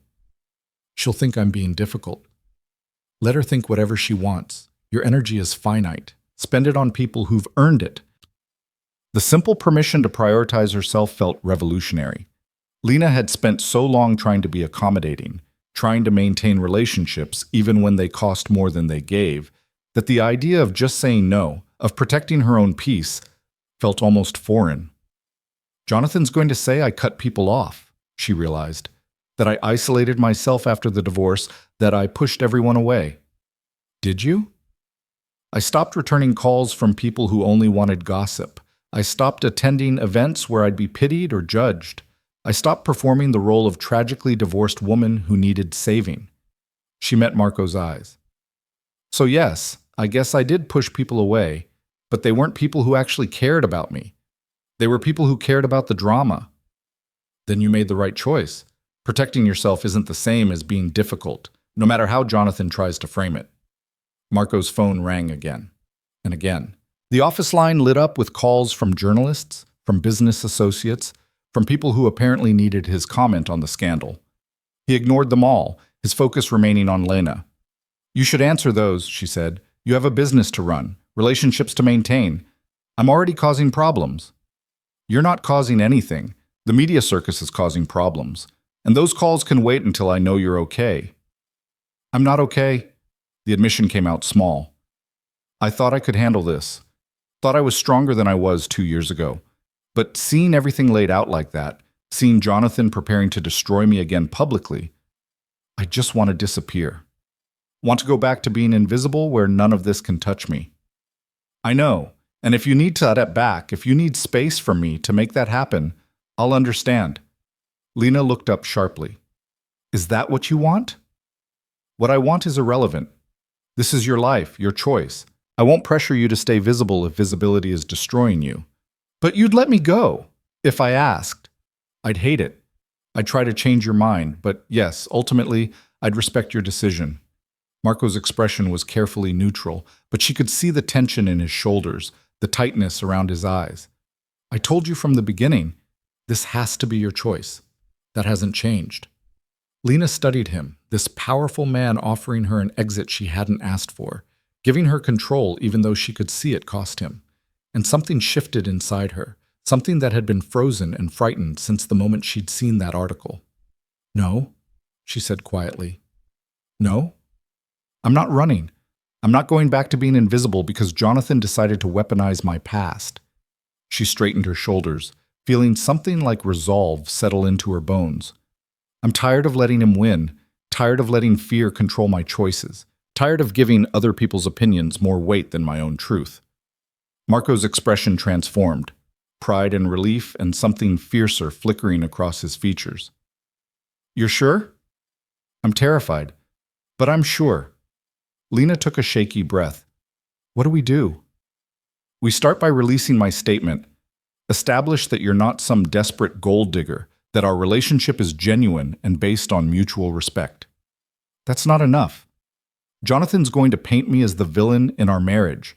People will believe him because he's charming and successful, and you're what? I'm the ex-wife working minimum wage. I'm the one who looks like I have something to gain. Then we give you a platform to tell your side. Not reactive, not defensive, just truth. Lena laughed, but it came out bitter.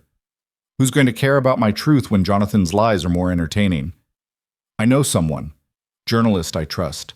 She focuses on long-form pieces about power dynamics and systemic issues. She'd be interested in your story, not the gossip angle, but the reality of what happens to women after high-profile divorces. How the narrative gets weaponized. How society treats women who fall from grace. I don't want to be a case study. You wouldn't be. You'd be a person taking control of your own narrative. But Lena, it has to be your choice. I can open the door, but you have to decide if you want to walk through it. Lena moved to the window again, looking out at the city that had witnessed her rise and fall and invisible survival. Somewhere down there, Jonathan was preparing to tell everyone she was difficult, demanding, impossible to love. And she could let him, could retreat back into invisibility and let his lies stand unchallenged, or she could fight. Set up the interview, she said, her voice stronger than she felt. But I want to read Jonathan's piece first. Want to know exactly what I'm responding to. It might make you angry. Good. I could use some anger right now. Fear hasn't been particularly useful. Marco made a call, speaking in low tones to someone named Rebecca, while Lena tried to process what she'd just agreed to. A public interview. Her story, told on her terms. It felt simultaneously empowering and terrifying. 20 minutes later, Marco's assistant delivered a printed copy of Jonathan's interview. Lena took it with trembling hands and forced herself to read every word. It was worse than she'd imagined. Jonathan portrayed himself as a devoted husband, driven to desperate measures by a wife who'd become cold and withdrawn. He claimed Lena had resented his success, had blamed him for her abandoned academic career, even though he'd supported her choice to focus on their home life. He painted their marriage as loveless by the end, implied that his affair was almost understandable, given how emotionally unavailable she'd become. And then, in a move that made Lena's blood boil, he expressed concern for her current situation, worried that she was being taken advantage of by powerful men who might not have her best interests at heart. Suggested that perhaps she needed professional help to process the trauma of their divorce, instead of rushing into new relationships. He positioned himself as the caring ex-husband, Lena said, her voice shaking with rage. Worried about my well-being while simultaneously destroying my credibility. It's a calculated move. Makes him look sympathetic while undermining anything you might say in response. People are going to believe him. He's a successful attorney. You're a woman who survived betrayal and rebuilt her life from nothing. That takes more strength than he'll ever possess. Marco took the pages from her hands, setting them aside. And we're going to make sure people understand that. How? By being smarter than he is. By not playing his game. Marco's eyes glinted with something sharp and strategic. Jonathan wants you to look desperate and defensive. So we do the opposite. We make you look strong and self-possessed. We tell your story without mentioning him more than necessary. We make it about you reclaiming your narrative, not about punishing him for his lies. I want to punish him for his lies. I know, and we will. But not by screaming into the void, by being so clearly truthful that his lies become obvious in contrast. Lena paced the office, adrenaline and anger coursing through her. When can we do the interview? Rebecca can meet tomorrow if you're ready. It would run early next week, give us time to craft the piece properly. That gives Jonathan's version almost a week to spread unchallenged. It also gives us time to do this right, to make sure you're comfortable with what you're sharing, how you're sharing it. Marco caught her arm gently, stopping her pacing. This isn't a race. It's not about responding fastest. It's about responding best. He was right. Lena knew he was right. But the thought of Jonathan's lies spreading while she waited felt like swallowing glass. What do I do until then? People are calling me a gold digger right now. People are reading his interview and deciding I'm everything he says I am.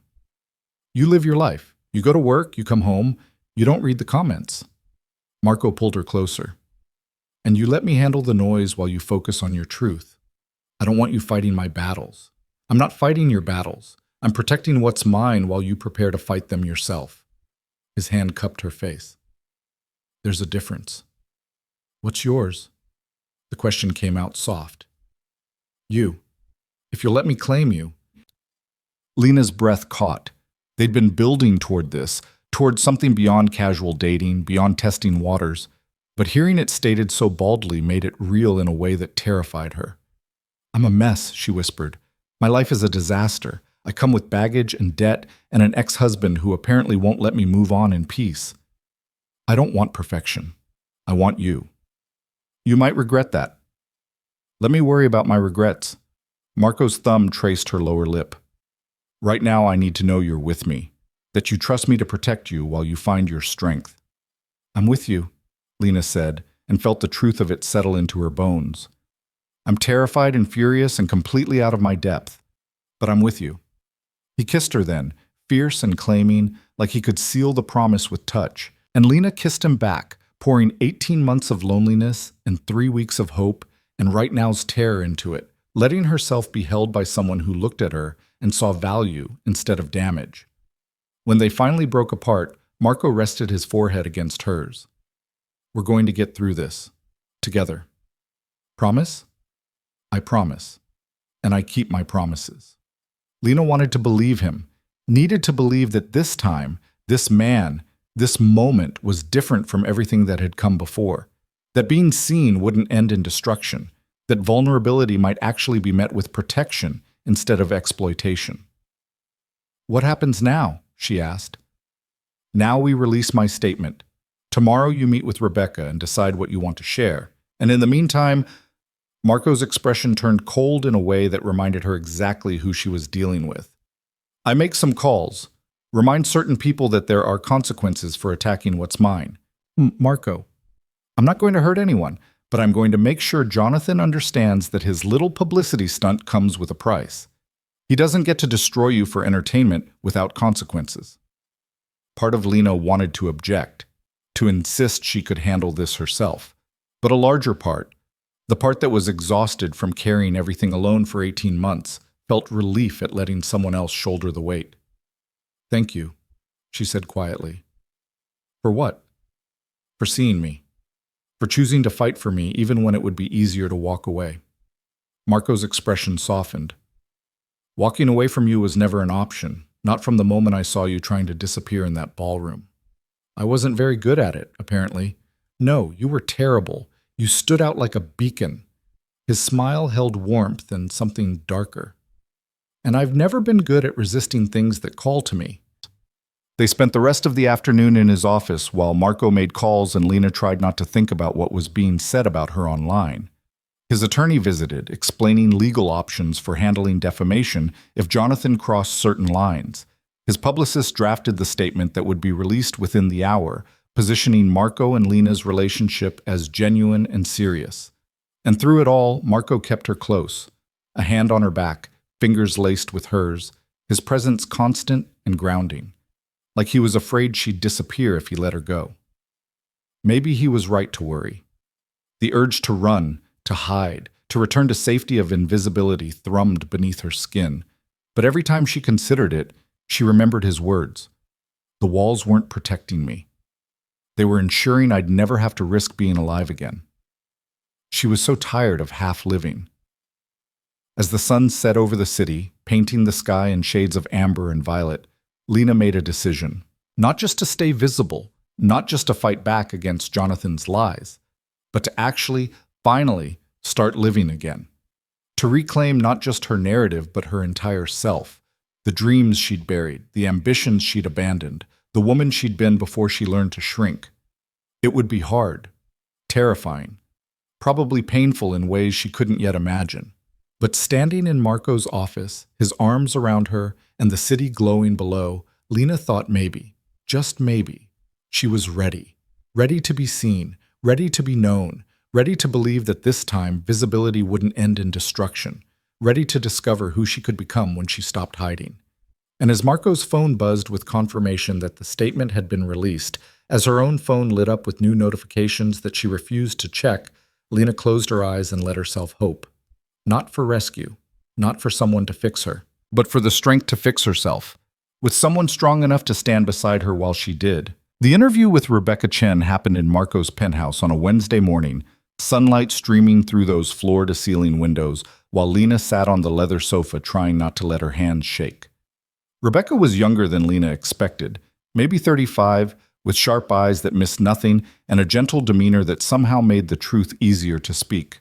She'd built her reputation on long-form journalism that exposed systemic inequities, and when Marco had called in the favor, she'd agreed immediately. "I'm not interested in gossip," Rebecca said, setting up her recording device on the coffee table between them. "I want to understand what happens to women after high-profile divorces. How the narrative gets weaponized.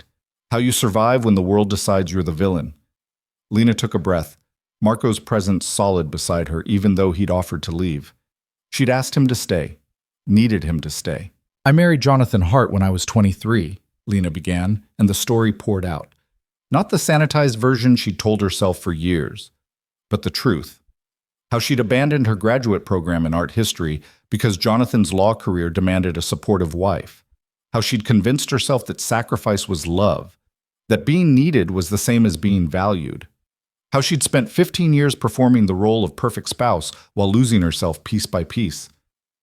"When did you find out about the affair?" Rebecca asked gently. "At a charity gala. I saw them together, Jonathan and Melissa, my best friend, and the way they looked at each other made everything suddenly, horribly clear." Lena's voice steadied as she spoke. "I confronted him that night. He didn't deny it, just said he'd been unhappy for years, that I'd become distant, that Melissa understood him in ways I never had." "How long had it been going on?" 3 years. 3 years of him coming home to me, sleeping in our bed, making plans for our future, all while building a separate life with her." Rebecca's pen moved across her notepad. "And the divorce?" "He had better attorneys, more money, connections I didn't have anymore because I'd let all my professional relationships atrophy while supporting his career." Lena felt Marco's hand find hers, squeezing gently. "I got almost nothing. The prenup his family insisted on meant I had no claim to his earnings, no alimony because I couldn't prove I'd sacrificed career advancement, even though I literally had acceptance letters to PhD programs I'd turned down for him."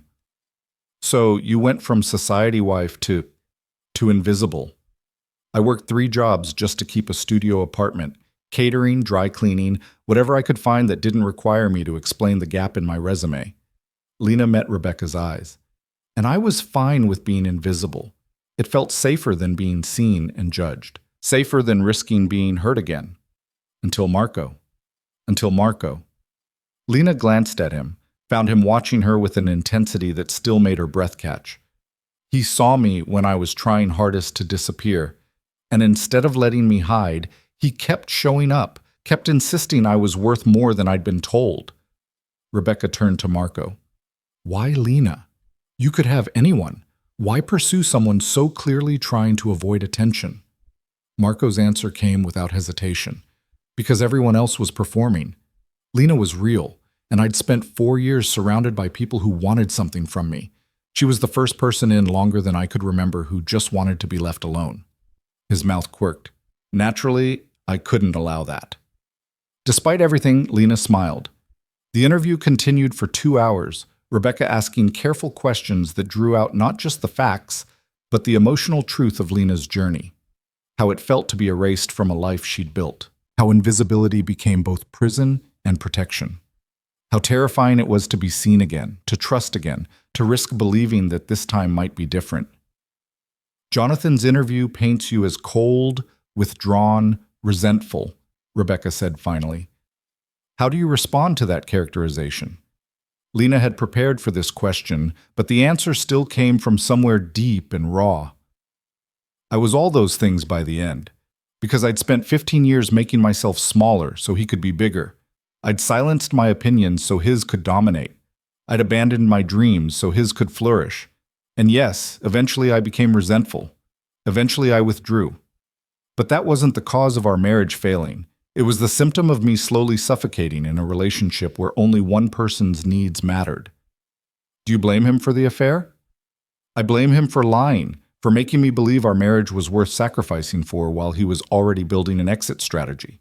For letting me think I was the problem when the real problem was that he wanted someone who would never challenge him, never grow beyond who he needed her to be. Lena's voice was steady now, certain. Melissa was perfect for that. She still is. And I hope they're very happy together in their world where women exist to enhance men's lives rather than build their own. Rebecca's pen stilled. That's going to make waves. Good. I'm tired of being quiet, so other people stay comfortable. When the interview ended, Rebecca packed up her equipment with a thoughtful expression. This will run Monday. I'll send you the draft Friday for approval. Anything you want changed or removed, just say so. Thank you, Lena said, for treating this like it matters. It does matter. Women like Jonathan's narrative destroy lives every day. The more we expose that pattern, the harder it becomes to maintain. Rebecca shook Marco's hand, then Lena's. You're braver than you think. After she left, Lena collapsed against the sofa, exhausted in a way that went beyond physical.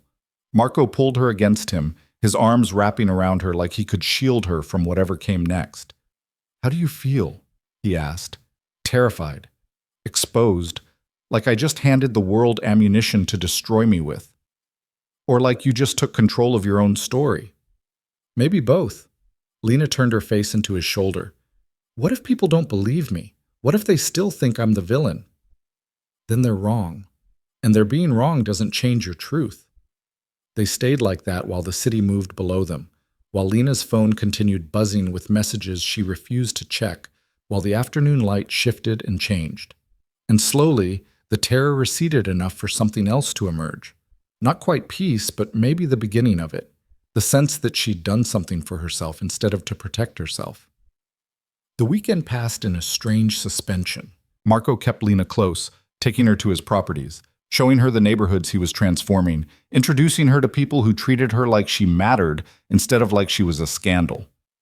And gradually, Lena began to remember what it felt like to take up space, to have opinions, to exist beyond survival mode. On Friday, Rebecca's draft arrived. Lena read it 3 times, tears streaming down her face because Rebecca had captured everything. Not just the facts, but the emotional truth of what it meant to be erased and then slowly, painfully rebuilt. The piece didn't attack Jonathan, didn't need to. It simply told Lena's story with such clear-eyed honesty that his lies became obvious in contrast. It's perfect, Lena told Rebecca over the phone. Don't change anything. You're sure? Once this runs, there's no taking it back. I'm sure. Let them see who I actually am instead of who they've decided I must be. The article published Monday at 6 a.m., and by 8 a.m., Lena's phone had exploded. But this time the messages were different. Women she'd never met sharing their own stories of divorce and erasure. Former acquaintances apologizing for believing Jonathan's version without question. Even a few of her graduate school professors reaching out, saying they'd always wondered what happened to their most promising student. The public response split predictably. Some still defended Jonathan, claimed Lena was playing victim, insisted she was manipulating Marco for money. But more people, far more than Lena had dared hope, saw through the noise to the truth. Saw a woman who'd survived systematic erasure and found the strength to rebuild. By Tuesday, Jonathan's attorney released a statement claiming Lena's interview was defamatory and threatening legal action. Marco's legal team responded within an hour with documentation of every claim Lena had made: the prenup, the divorce settlement, the acceptance letters to graduate programs, even emails from that period showing Jonathan encouraging her to decline the PhD offers. We're not just defending you, Marco explained as they reviewed the response. We're making it very clear that any further attacks will be met with evidence he doesn't want public. What evidence? Marco's expression went cold in that way that reminded her exactly who she was dealing with. Let's just say Jonathan's professional conduct isn't as pristine as he likes to portray. And if he pushes this, if he tries to drag you through court, every questionable billing practice and ethical violation is going to become part of the public record. You investigated him. I protect what's mine. That means knowing exactly what ammunition exists and being prepared to use it. He cupped her face. He doesn't get to hurt you again, Lena. Not while I'm here. The legal threat dissolved by Thursday.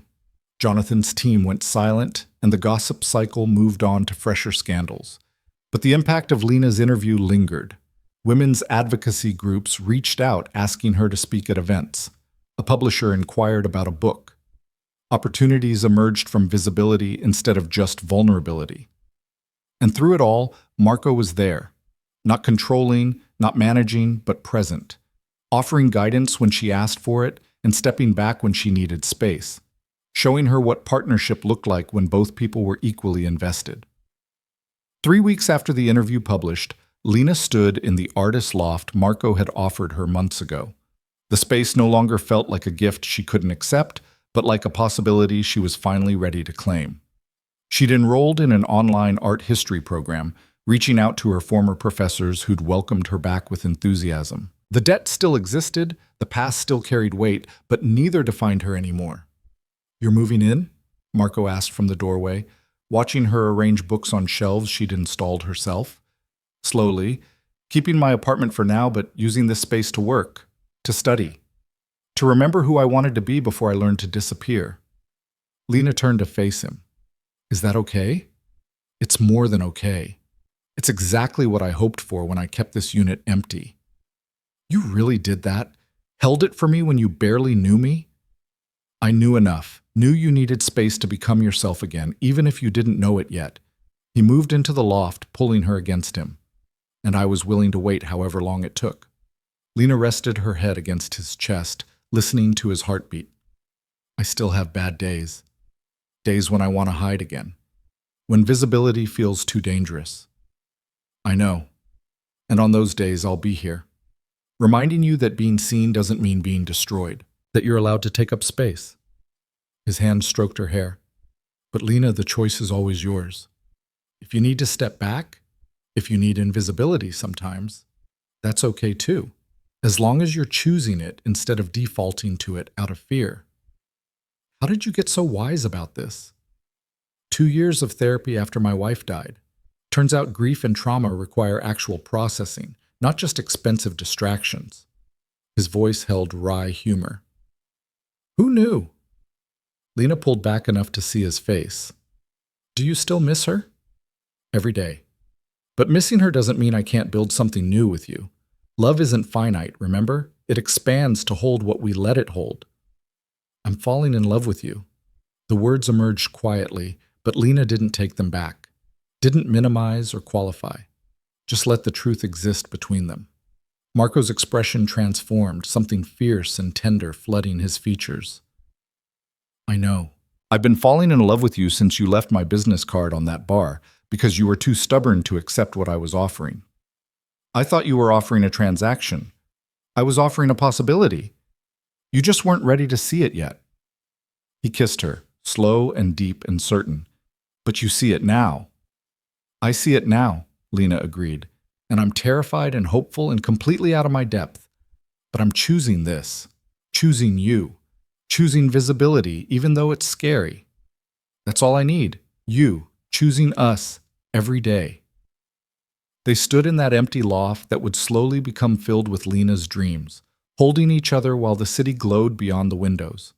And Lena felt something shift inside her, not healing exactly, but transformation. The woman who'd been erased was gone. The woman who'd survived through invisibility was fading, and in their place, someone new was emerging, someone stronger, someone who'd learned that being seen wasn't the same as being destroyed. That vulnerability could be met with protection instead of exploitation. That falling didn't have to mean shattering if someone was there to catch you. 6 months later, Lena defended her dissertation proposal to a committee that remembered her from a decade ago and welcomed her back with genuine enthusiasm. Marco sat in the back of the room, watching with the same intensity he'd shown that first night when he'd refused to let her disappear. And when she finished, when the committee approved her proposal and congratulated her on her return to academia, he was the first person she looked for. "How does it feel?" he asked as they walked through campus, her hand in his. "Like I'm reclaiming parts of myself I thought were dead." Lena squeezed his fingers. "Like I'm building a life instead of just surviving one." "Good, because you deserve a life worth living, not just enduring." They'd navigated the past 6 months carefully, learning each other's wounds and walls, discovering how to be together without losing themselves. Marco had introduced her to his world, the business dinners and charity events and political functions, but always with the understanding that she could decline, could choose invisibility when visibility became too much. And Lena had slowly built her own world. Friends from her graduate program, colleagues from her research, a community that valued her mind instead of her status. Sometimes they overlapped. Sometimes they stayed separate. And that was okay, because partnership didn't mean merger. It meant two whole people choosing to build something together. I got an email from Jonathan, Lena mentioned as they reached Marco's car. His expression went carefully neutral. What did he want? To apologize, apparently. Said he'd been reflecting on our marriage, on how he'd handled things, and wanted to make amends. Lena's voice was calm, detached. Said he hoped we could find peace. How do you feel about that? I feel nothing, and that's the victory, I think. He doesn't have power over me anymore. His apology doesn't change what happened, and I don't need it to move forward. She looked up at Marco. I've already moved forward, with or without his permission. You're remarkable. You know that? I'm just someone who refused to stay broken. But Lena smiled, because she was starting to believe it. Starting to see herself the way Marco saw her, not as damaged or difficult, but as strong and resilient and worth knowing. The wedding happened on a Tuesday in October, small and private in Marco's penthouse, with only the people who truly mattered. Not a performance, not a statement, just two people who'd found each other in the wreckage of their pasts and decided to build a future together. Lena wore a simple dress the color of champagne, not because it was traditional, but because she'd chosen it herself without considering anyone else's opinion. Her sister had offered to help plan, to invite extended family, to turn it into the kind of event society expected from Marco De Luca's wedding. Lena had politely declined. This is for us, she'd said, not for performance, not for other people's expectations. Just us. And Marco had agreed without hesitation, because he understood. Because he'd spent 4 years performing strength while dying inside, and he was done with performances too. The ceremony was brief, promises spoken without pretense, rings exchanged without fanfare. When they kissed, as the officiant declared them married, Lena felt something click into place. Not completion, because she'd learned she didn't need someone else to complete her, but alignment, the sense of two people choosing to face the world together instead of alone. Mrs. De Luca, Marco murmured against her lips. Dr. Hart De Luca, if you don't mind, Lena corrected with a smile. I'm keeping my name professionally. I've earned it. Fair enough. Dr. Hart De Luca it is. They celebrated with dinner cooked by Marco himself, the same pasta he'd made that first night in his kitchen when Lena had started believing that maybe, possibly, she could trust again. And as they ate and talked and laughed with the handful of people who'd witnessed their vows, Lena realized she'd stopped performing entirely, stopped shaping herself to fit others' expectations, stopped apologizing for taking up space. She was just herself, complicated and strong and still healing, and that was enough. Later, alone in their bedroom with the city lights spreading below them like fallen stars, Marco pulled her close. Any regrets? He asked. About marrying you? Not even one. About everything else? The visibility, the scrutiny, the way our relationship became public spectacle before we were ready? Lena considered the question seriously. I regret that it was forced on us, that we didn't get to choose the timing, but I don't regret what came from it. I don't regret finding my voice again. Don't regret reclaiming my story. She traced the line of his jaw. And I definitely don't regret you refusing to let me disappear. I couldn't let you disappear. You were too bright, even when you were trying to dim yourself. I wasn't bright. I was broken. You were both. And the brightness was what drew me in, even when you couldn't see it yourself.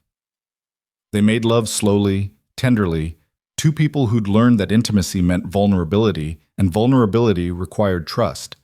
And afterward, wrapped in each other with the night quiet around them, Lena felt peace settle into her bones. Not the peace of having arrived, but the peace of knowing she was on the right path, with the right person, building the right life.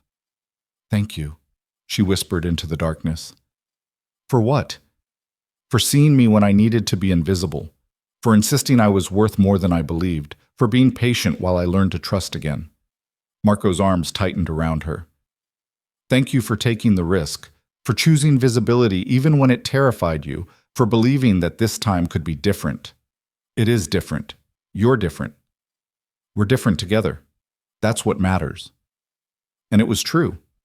Separately, they'd both survived tragedy and trauma. Separately, they'd both learned to protect themselves through walls and control. But together, they'd discovered something neither had expected, that healing didn't require perfection, that partnership didn't mean losing yourself, that love could be both fierce and gentle, protective and freeing. The woman who'd been invisible was gone. The man who'd controlled everything had softened, and in their place stood two people who'd chosen each other with full knowledge of the risks, the scars, the complications.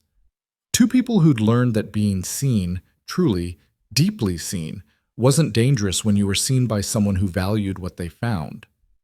Two people who'd survived by hiding and discovered they could thrive by being known. As Lena drifted towards sleep, Marco's heartbeat steady beneath her ear, she thought about the journey that had brought her here. From that gala where she'd tried so hard to disappear, through the terror of exposure and the pain of being vulnerable again, to this moment of quiet certainty. She'd been invisible for 18 months, convinced that safety lay in not being seen. She'd been wrong. Safety didn't come from hiding. It came from being known by someone who chose to protect rather than exploit that knowledge. From building a life that was authentically hers, instead of performing one that met others' expectations.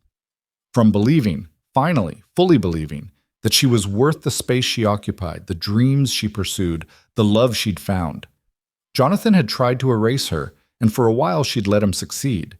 But Marco had seen her, had insisted she was worth seeing. And slowly, painfully, beautifully, Lena had learned to see herself that way too. Not as the discarded wife, not as the invisible server, not as the woman too damaged to deserve good things. Just as Lena, complicated and strong and still learning.